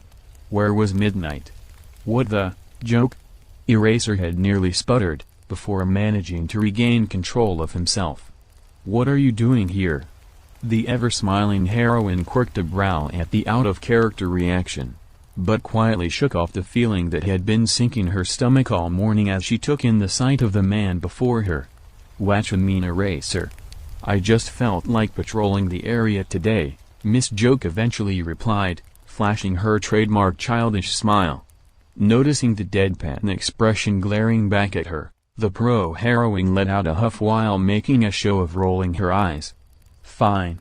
I was going about my merry way when Midnight hit me up out of the blue, she said. She said you needed some company. Shouta. Needing company. A coded phrase used in Japan's hero profession to alert other pro-heroes that one of their own was in danger of losing their cool, falling to their grief, or generally giving the vibe of being a hair's breadth from going on a bloody revenge crusade. This wouldn't be the first time Aizawa had been declared in need of company, but having the woman in front of him, of all people, say so caused another twinge to spike through his chest. Damn Midnight and her meddling. That is not the case. Aizawa did his best to drawl in his most unaffected tone. The gruff underground hero took a few steps away from his previous perch, slouching into a nearby chair that some thoughtless employee had left on the rooftop who knew how long ago. Hopefully his unexpected guest wouldn't notice the trash can full of juice pouches behind him, or it'd be obvious he'd spent more time at this spot than would be considered normal. Oh really? Miss Joke asked, her grin only widening as she leaned forward, fists planted on her stripped shorts-clad hips. To any casual observer, it would have appeared as if the seafoam-haired woman were attempting to catch her gruff companion's attention by invading his personal space, but those who knew the two would know she was really trying to get a better read on the man. Gonna gimme that all lone wolf bullshit again? No, Eraserhead answered as neutrally as possible. The flat response caused Miss Joke to throw a questioning look his way. The man before her didn't seem unhinged or on the brink. What had caused Midnight so much worry? I haven't been cleared yet. At most I'm allowed to exercise to see if I can handle hero work again. For the first time since her arrival onto the rooftop, Emi Fukikado felt her ever-present smile slip. For as long as she'd known Shouta Aizawa, he'd never been one to let the scrapes and scraps of the job affect him. If he was willingly taking a step back, then. So it's true? Miss Joke asked, palpable concern weighing down her words. The seafoam greenet had to restrain herself from reacting further, like she wanted to. The reports just said 2 UA staff had been injured protecting their students. One of them was you, wasn't it? Injured would have been putting it mildly, but Aizawa had no intention of adding to the worry he could see radiating from Miss Joke's face. I got better, Eraserhead said plainly, the poor attempt at humor doing nothing to chase away the look being directed at him. One of my students healed me up on sight. Nezu's just being a pain and forcing me to take some vacation time. I'm fine. Miss Joke stared at the underground hero for a long moment, intently taking in his features. She didn't fail to notice that, quite strangely for a man who'd recently been wounded in battle, Eraserhead actually looked better than ever. His skin was a healthier shade, his posture indicated vitality for once instead of the perpetual exhaustion it usually did, and were there less scars on his face? Must be quite the white mage that won. Miss Joke murmured before giving an appreciative whistle, enjoying the changes she could see. So, what do you say? Wanna do a run like the old days? Why would I? Eraserhead's habitual attempt to rebuke the offer was interrupted as his stomach let out a loud, rumbling growl. It was at that moment that Aizawa remembered that he hadn't eaten anything that day besides a juice pack that morning. Miss Joke's sweat dropped as the underground hero fought down the slight flush threatening his cheeks. Because I'll treat you to some ramen? Miss Joke stated more than asked, breaking the awkward silence. While her tone held nothing but seriousness, the seafoam-haired heroine's guileful smile had returned full force. Realizing that he had no rational excuse for resisting further, and he really did need to be out of the area soon anyway, Aizawa grumbled as he swallowed his displeasure and heaved himself out of his chair. He could do this. He could spend one evening with her again, and this is not a date. As Eraserhead started heading off towards a well-known ramen stand, he was unable to ignore Miss Joke's chortling beside him. Some things never changed. And others did. Like the luck of the bastards he was now leaving to their fate. Everything had gone according to plan, sans the seafoam-haired heroine now running beside him, and as this particular Friday came to an end, so too would his crusade. Vengeance for Lily, for all of the victims of those monsters would be had. And if that vengeance was so cold and brutal it was almost villainous, then so be it. Saturday morning, Mujurafu Police HQ. Together and roughly in a V formation, Izuku, Te, and Lily stepped inside the imposing structure that was the police headquarters. The trio were dressed in their hero costumes, Lily's just recently having been finished, although that caused more of a scene than not due to the fact that the littlest zombie's uniform was a pink copy of Tay's. It went against every rule of stealth, and had no practical utility, but since the brunette's role was to be support anyway, Izuku had raised no objections when he'd been asked for his permission. Midoriya-san, Detective Tsukaki greeted the green-haired teen as soon as the trio finished crossing the enormous lobby of the building. The slightly ruffled appearance of the usually tidy man made it clear he was or had recently been in a hurry. I apologize for asking you to ditch your free weekend, but we could really use your help at this time. Not for the first time, Izuku was glad he's requested his sunglasses be given a special treatment so that they acted like two-way mirrors when out of sunlight. With their size, the green-haired teen felt as if half his face was covered, and the extra concealment, real or imagined, helped the hero in training bury how nervous he felt in stressful situations. Situations like this, when he'd been called unceremoniously to the police headquarters. "It's all right, detective," Izuku quickly assured, bowing to the older man. Lily, who'd been silently pouting at being ignored, swiftly copied her Nissan's respectful posture. "As you said, I had the weekend free, and I'd rather spend the time working than thinking. The Verdane spoke the truth. Friday night had been full of distress for him. When they discovered they'd have to be apart, Su had nearly been inconsolable. The froggy teen had planned to spend her entire weekend ensuring her boyfriend stayed above the abyss of depression that seemed to trail him even after all of his therapy sessions, but her younger siblings had been scheduled dentist appointments for Saturday and then physical checkups Sunday due to their family's quirks oftentimes affecting their physiology.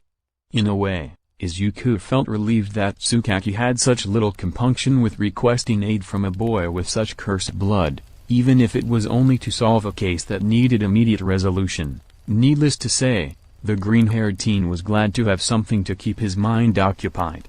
It was nice to be able to look at Lily again and be able to smile. I see. It pained Tsukaki to see someone so young and kind suffer so harshly for all the wrong reasons. Unfortunately, there was work to do, and justice to be had. He could offer the Verdane advice later. Please, if you would, follow me. With his extracurricular internship with the police force officially beginning the upcoming Monday and only lasting until that week's Friday, Izuku had naturally assumed there'd be a measured pace to his lessons. Surely an institution like the police force would have streamlined their orientation and training programs by now? First, he'd probably start out learning about all of the paperwork and protocols that went into upholding the laws of the land. After 2 days of that, then he'd probably be shown the ins and outs of how to process crime scenes and the protocols involved with them for another 2 days. Finally, on his last day, he'd probably be given case files to check and learn about all the common mistakes heroes accidentally committed when filing their reports. However, due to the fact that he was being called in early, Izuku wasn't as surprised as he otherwise would have been when he discovered the detective was guiding him to the morgue. Midoriya-san, Tsukaki's voice pulled Izuku from his racing thoughts, the detective sounding far more serious than he'd ever heard him before. I know you were probably expecting something more along the lines of desk work and protocols, but the department has stumbled upon a rather important case and we've hit a wall. Arg. Tay's sudden annoyed-sounding groan interrupted the detective before he could finish his explanation. The Verdane in Bluenet turned, but the older zombie girl was her usual empty-eyed self. The two seemed to have understood whatever message there'd been in the wordless noise regardless, although the detective could only blink in confusion. Yeah, I figured as much as well. Izuku finally said, receiving a pat on the back from his first partner. Why else would I be here of all places, if not to use my quirk? While he tried to make the words light-hearted, the pained smile the green-haired teen failed to hide made Tsukaki wince. The detective hated that it seemed like they only wanted Izuku for his quirk. This won't cause trouble for Izuku, will it? Lily asked, bringing a nervous smile to Tsukaki's lips. He still wasn't sure if Izuku's youngest zombie girl should count as cute, sweet, or creepy. Don't worry, the paperwork's already been cleared and filed. There won't be any issues at all, Tsukaki's reassured, forcing his wince into a mildly heartening smile.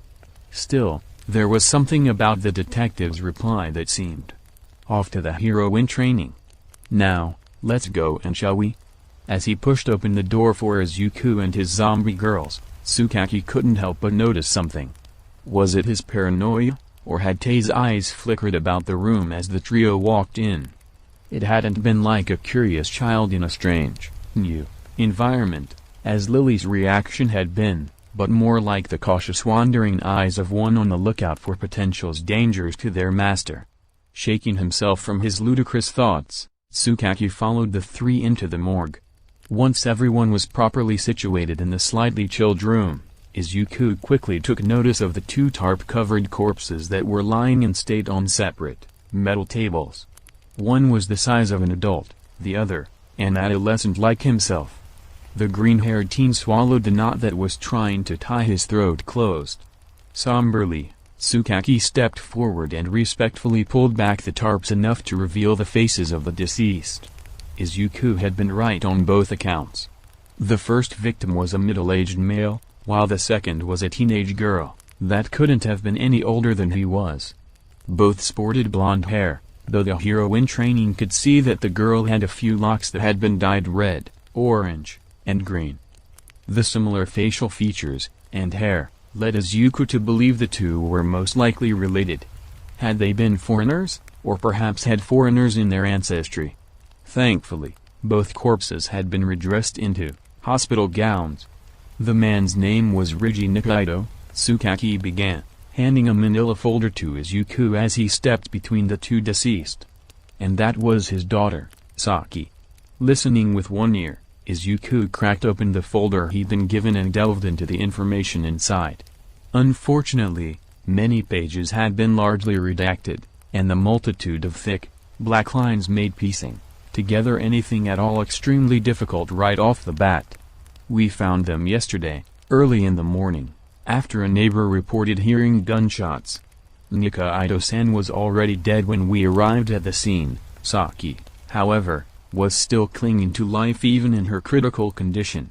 Late last night, she unfortunately succumbed to her injuries though. Izuku nodded along with the detective's explanation as he flipped through more and more of the pages in his hands. It was like the hardest jigsaw puzzle he'd ever tried to solve, with pieces that had been purposefully removed, but as the seconds ticked by, the green-haired teen began to do the impossible. In his mind's eye, a tale was beginning to weave together from the fragments. And what a tale it was! Nikaido-san was actually a foreigner, as if you couldn't tell, who owned a small workshop that he used to do car and bike repair at. Tsukaki continued, unaware of his intern's thinking. It was a modest lifestyle and he'd never had any problems with the law. His daughter, on the other hand, had recently become quite the spitfire. Records state she had just taken over a biker gang, Doremi, and was hell-bent on gaining notoriety in their ward. The detective continued reviewing the public information of the two victims, such as Saki having been born in Japan after Nikaido-san had sought asylum, but Izuku's brain had largely blocked the man's voice out at that point. The meager contents of the file. What wasn't written on the pages or was redacted. The fact that he was there at all. An old memory sparked, and it was as if the blanks filled themselves in, and the green-haired teen suddenly saw underneath the underneath. The ongoing theory is that Saki and her Doremi stumbled into the attention of one of the surviving Yakuza clans, most likely one of their younger members or the child of the boss, Tsukaki said, picking his words carefully.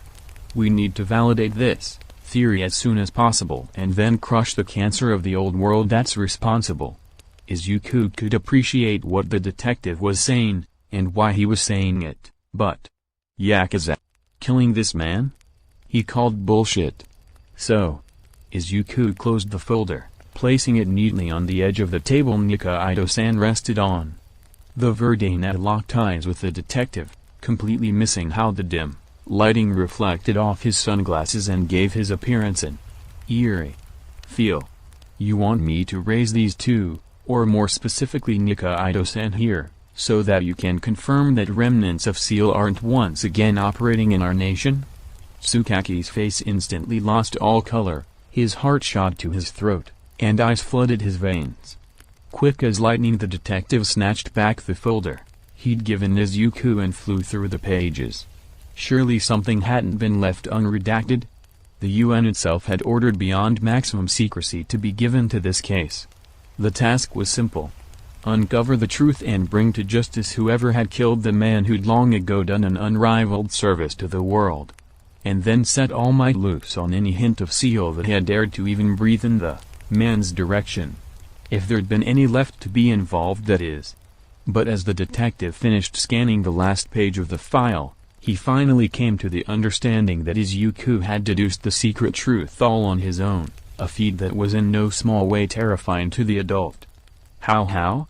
Tsukaki's short and simple question, highlighting the detective's utter shock and awe, meant the world to Izuku. But the hero in training was quick to squash his elation. If pressed, he'd have had to admit that being a hero fanboy was what had given him the key. It had been over 20 years since All Might had debuted and quickly gained the worldwide recognized title of the Symbol of Peace. But what many had forgotten was that this achievement had had nothing to do with his crushing organized crime, families, dismantling cells of religious fanatics, or picking apart global trafficking rings. The number one hero had received his weighty mantle instead after spearheading the operation that took down the organization known as SEAL. At a time when the world's population had just tipped over in favor of those with quirks, a cabal of the rich and deranged had gathered together in the pursuit of ridding the planet of all who couldn't be classified as normal humans. The lunatics had named themselves SEAL, after the true soul of humanity they claimed to fight for. After a lengthy period of exacerbating societal unrest, proxy battles with heroes across a host of countries, and numerous terrorist attacks targeting those with quirks, in an international statement SEAL had announced their coup de grace. Missiles. Claiming to be in possession of a virus that could completely eradicate the quirk factor gene, the insane leadership of the anti-quirk organization had boldly announced their plan to unleash selective hellfire on the world. Collateral damage be damned. And into the chaos that followed that statement of intent had stepped All Might. While the average citizen could probably only remember the symbol of peace's involvement, the hero of heroes hadn't succeeded in his mission alone, of course. Courageous pro-heroes the world over had volunteered to answer the call to take down SEAL, many of the older members of Japan's current top 10 included.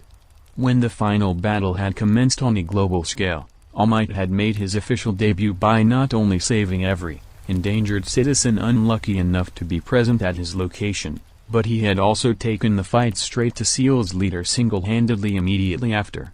But victory wouldn't have been so completely assured if not for the actions of one single, quirkless man erased by history. As the whispers went, it had been an American, an agent of the country's dying CIA, that had cracked SEAL's databases, revealed their information and locations, and even unearthed the existence of a separate, backup missile. Those same whispers also held that it had been that same agent that had gone above and beyond to infiltrate the anti-quirk organization's hidden base, which had been in Japan, and disarmed a hitherto unknown missile seconds before its launch. In return, the agent had been rewarded with complete anonymity. The world never learned his name, nor of his involvement, and his country erased his existence from any and all records.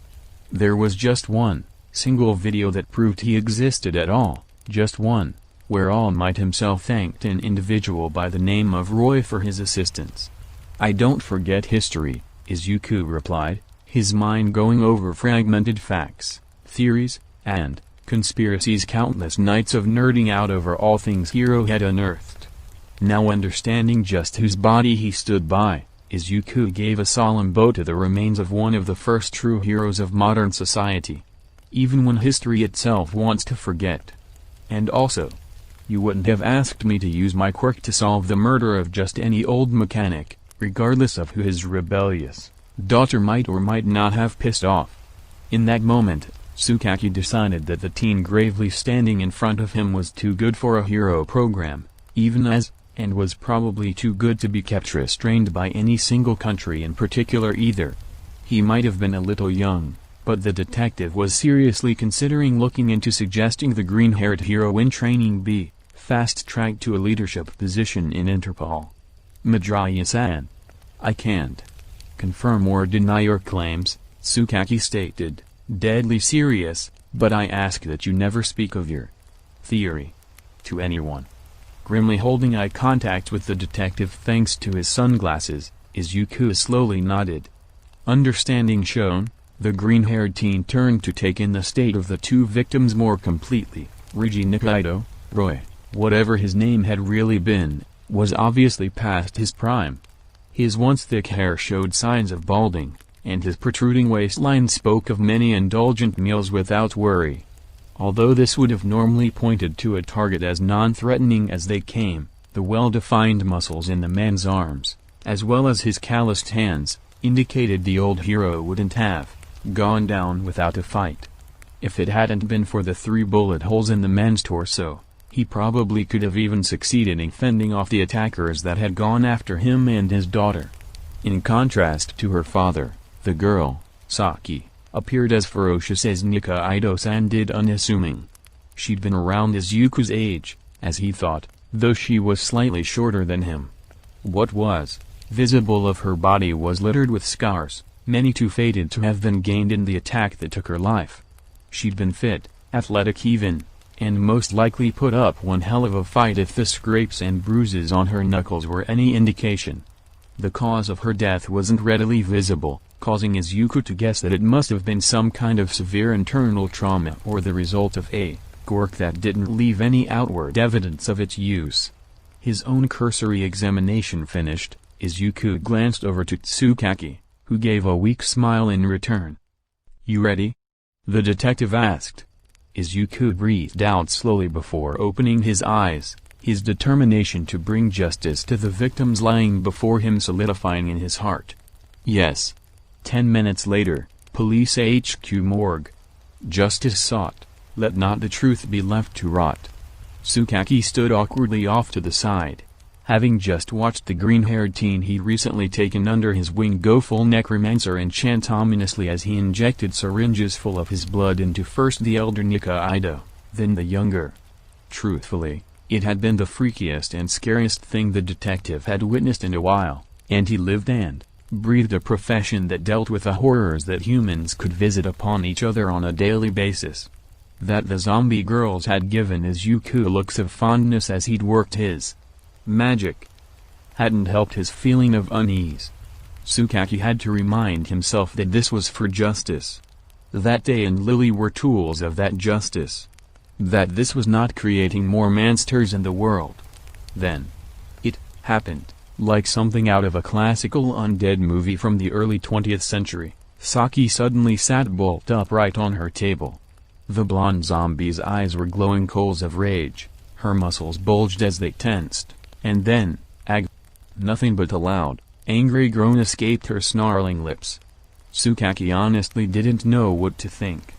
The coroner's initial report did say that Saki suffered extreme head trauma, which had caused her to slip into the coma she'd ultimately died in. Perhaps the damage had been so terrible that there was just nothing of the girl left to bring back? Had he just given Izuku license to create another Day? Calm down. You're in the morgue of the Mujudafu police headquarters, Izuku said, attempting to placate the newly risen zombie girl. Or at least, that's what Tsukaki hoped he was trying to do. Gra-ah. The groan this time sounded more annoyed than anything.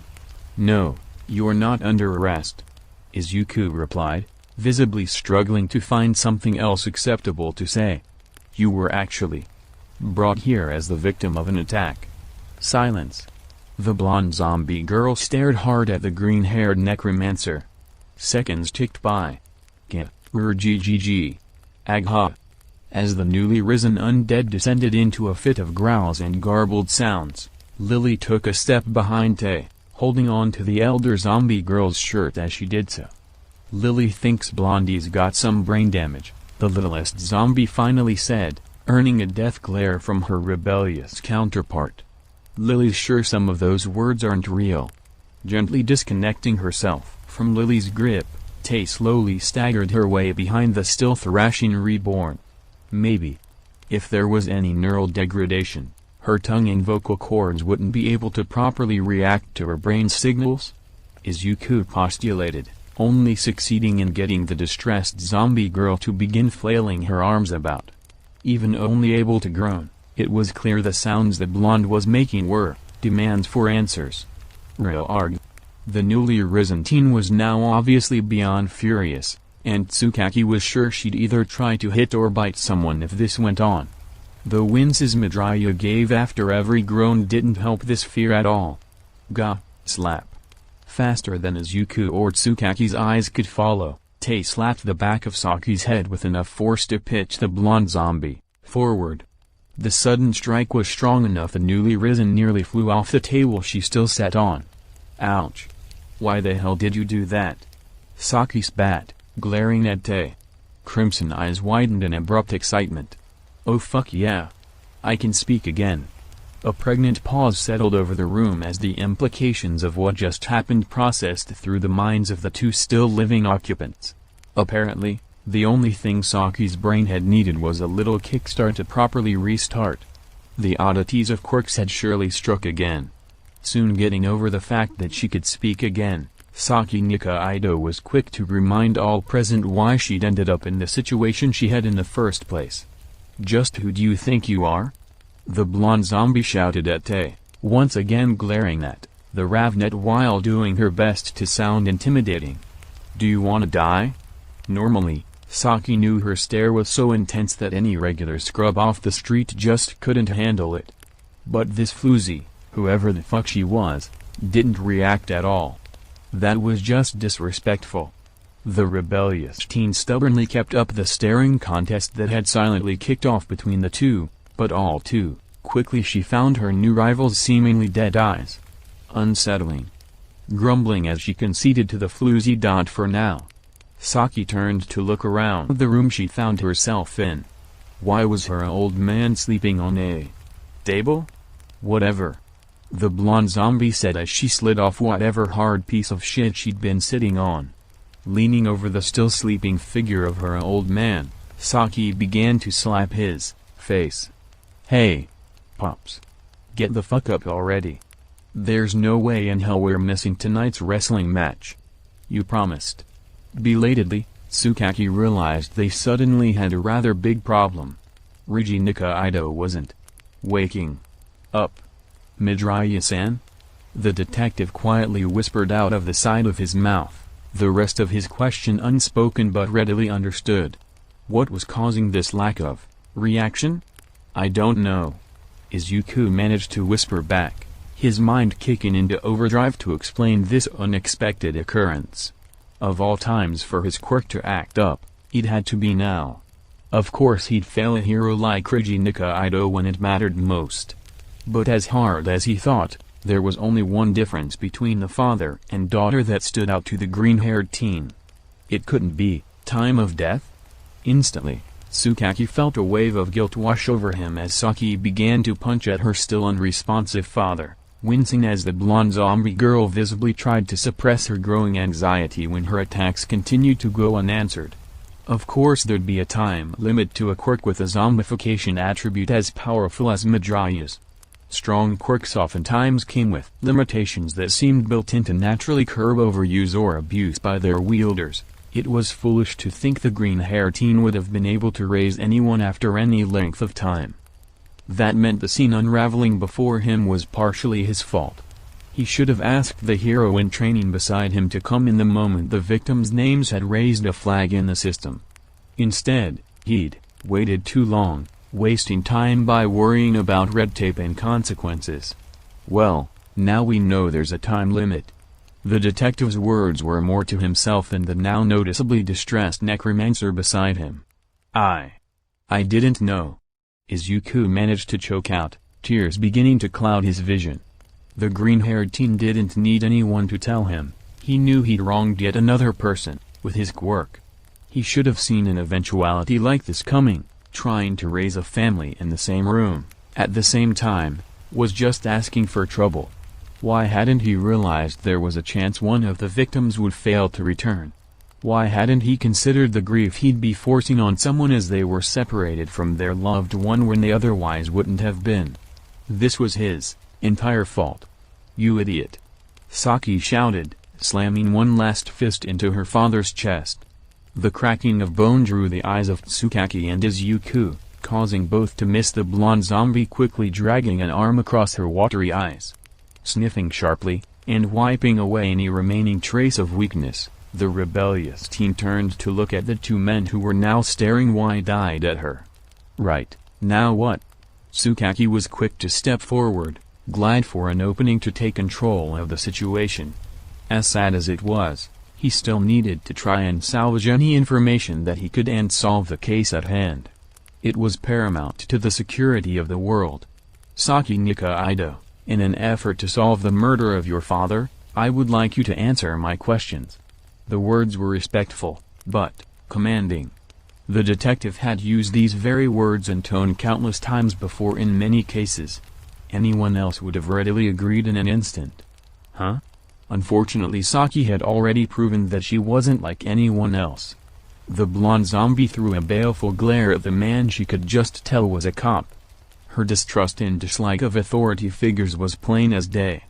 And why the fuck would I cooperate with a filthy donut eater? What's wrong with eating donuts? Lily innocently asked, now behind Izuku. The brunette's confusion at the phrase was clear to see in her big ruby gaze. It's actually a slur aimed at street cops, Izuku quietly corrected, doing his best to minimize the influence of Saki's vulgarity on his cutest little assistant. Redirecting his attention to the newly raised zombie girl, the green-haired teen raised his voice to be heard. Tsukaki-san is actually a detective though. Oh, so a glorified donut eater then. The rebellious blonde zombie seemed to be quite adamant on being uncooperative. Slap. Saki stumbled forward as Tay sharply slapped the back of her head. Again. Gah. Tay's follow-up groan seemed to surprise the rebellious girl. Or at least it caught her attention long enough to give her pause. Who healed me? Saki asked, surprising Tsukaki as the detective only now realized the daughter of one of the world's most unsung heroes was still unaware that she was undead. Wait.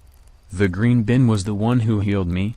Choosing to ignore the comment on his coloring, Izuku grabbed onto the fact that Saki was no longer glaring at him.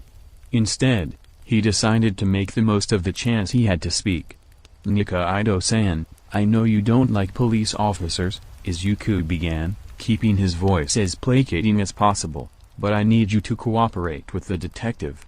The moment the words finished leaving the green-haired teen's lips, Saki's crimson eyes began to shine just a fraction brighter. Tsukaki knew instantly that Izuku's control aspect had taken root.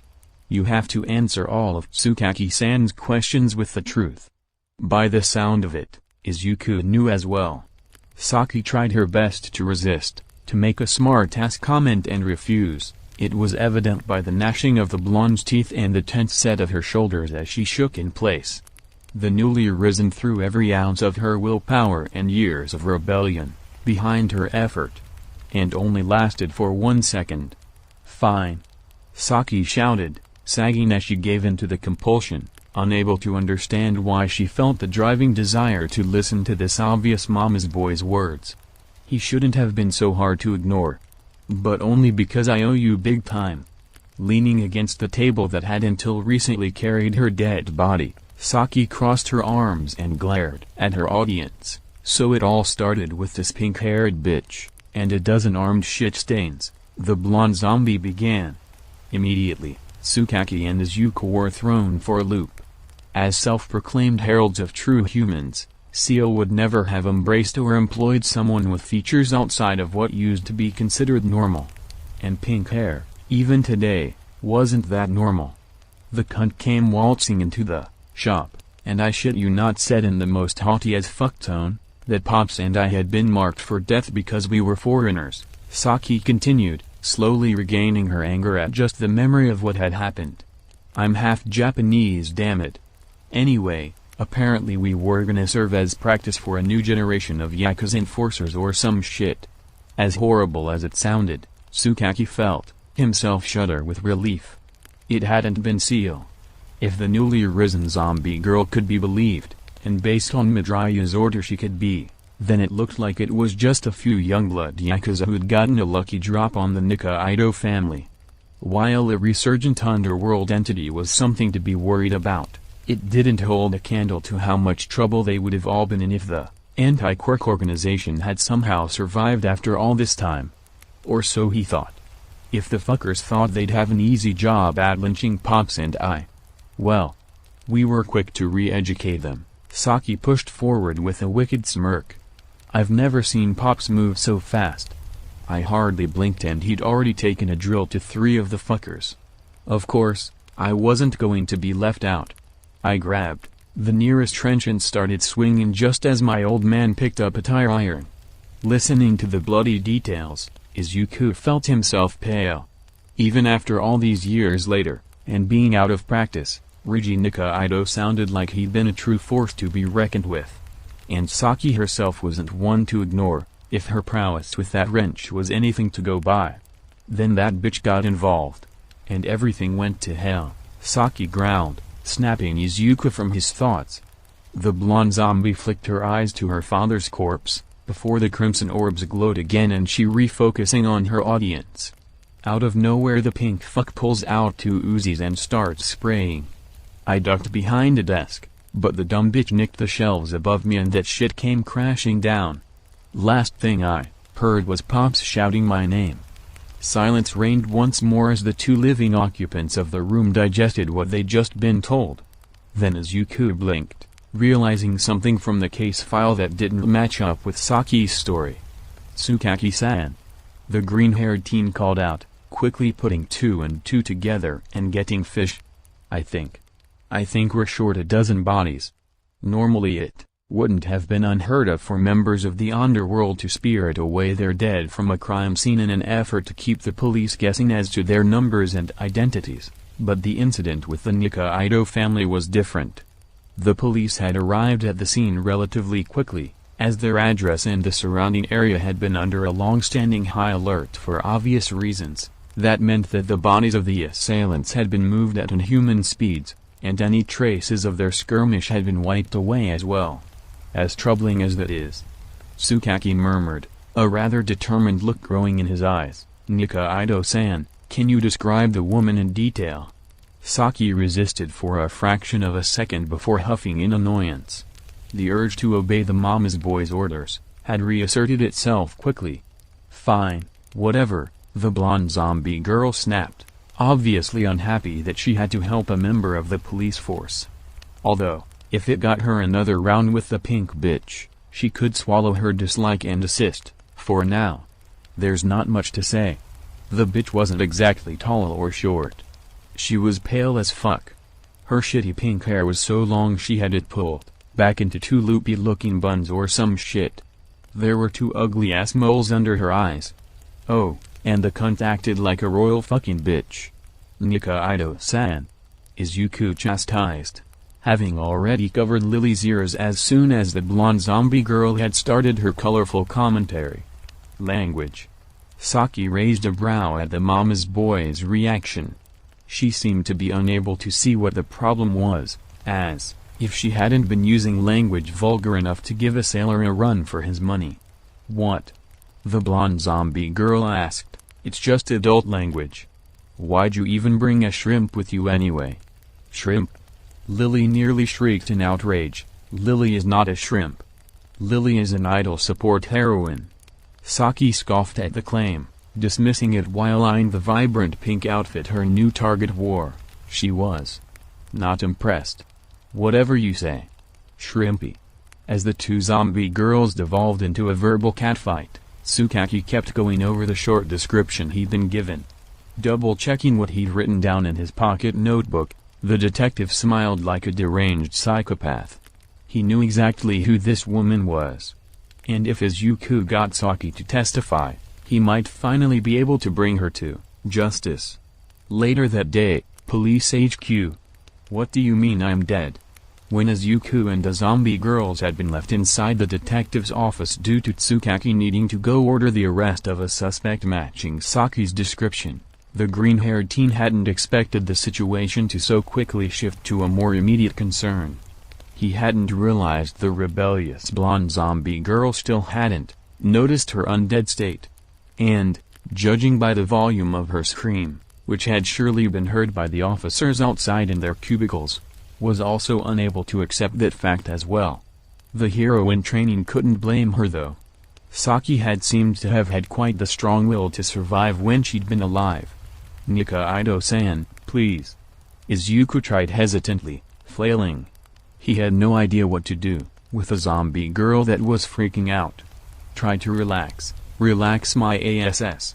Maybe after using a horse-sized dildo." Saki's choice of language remained colorful at least. "I can't be dead. I have a gang to lead."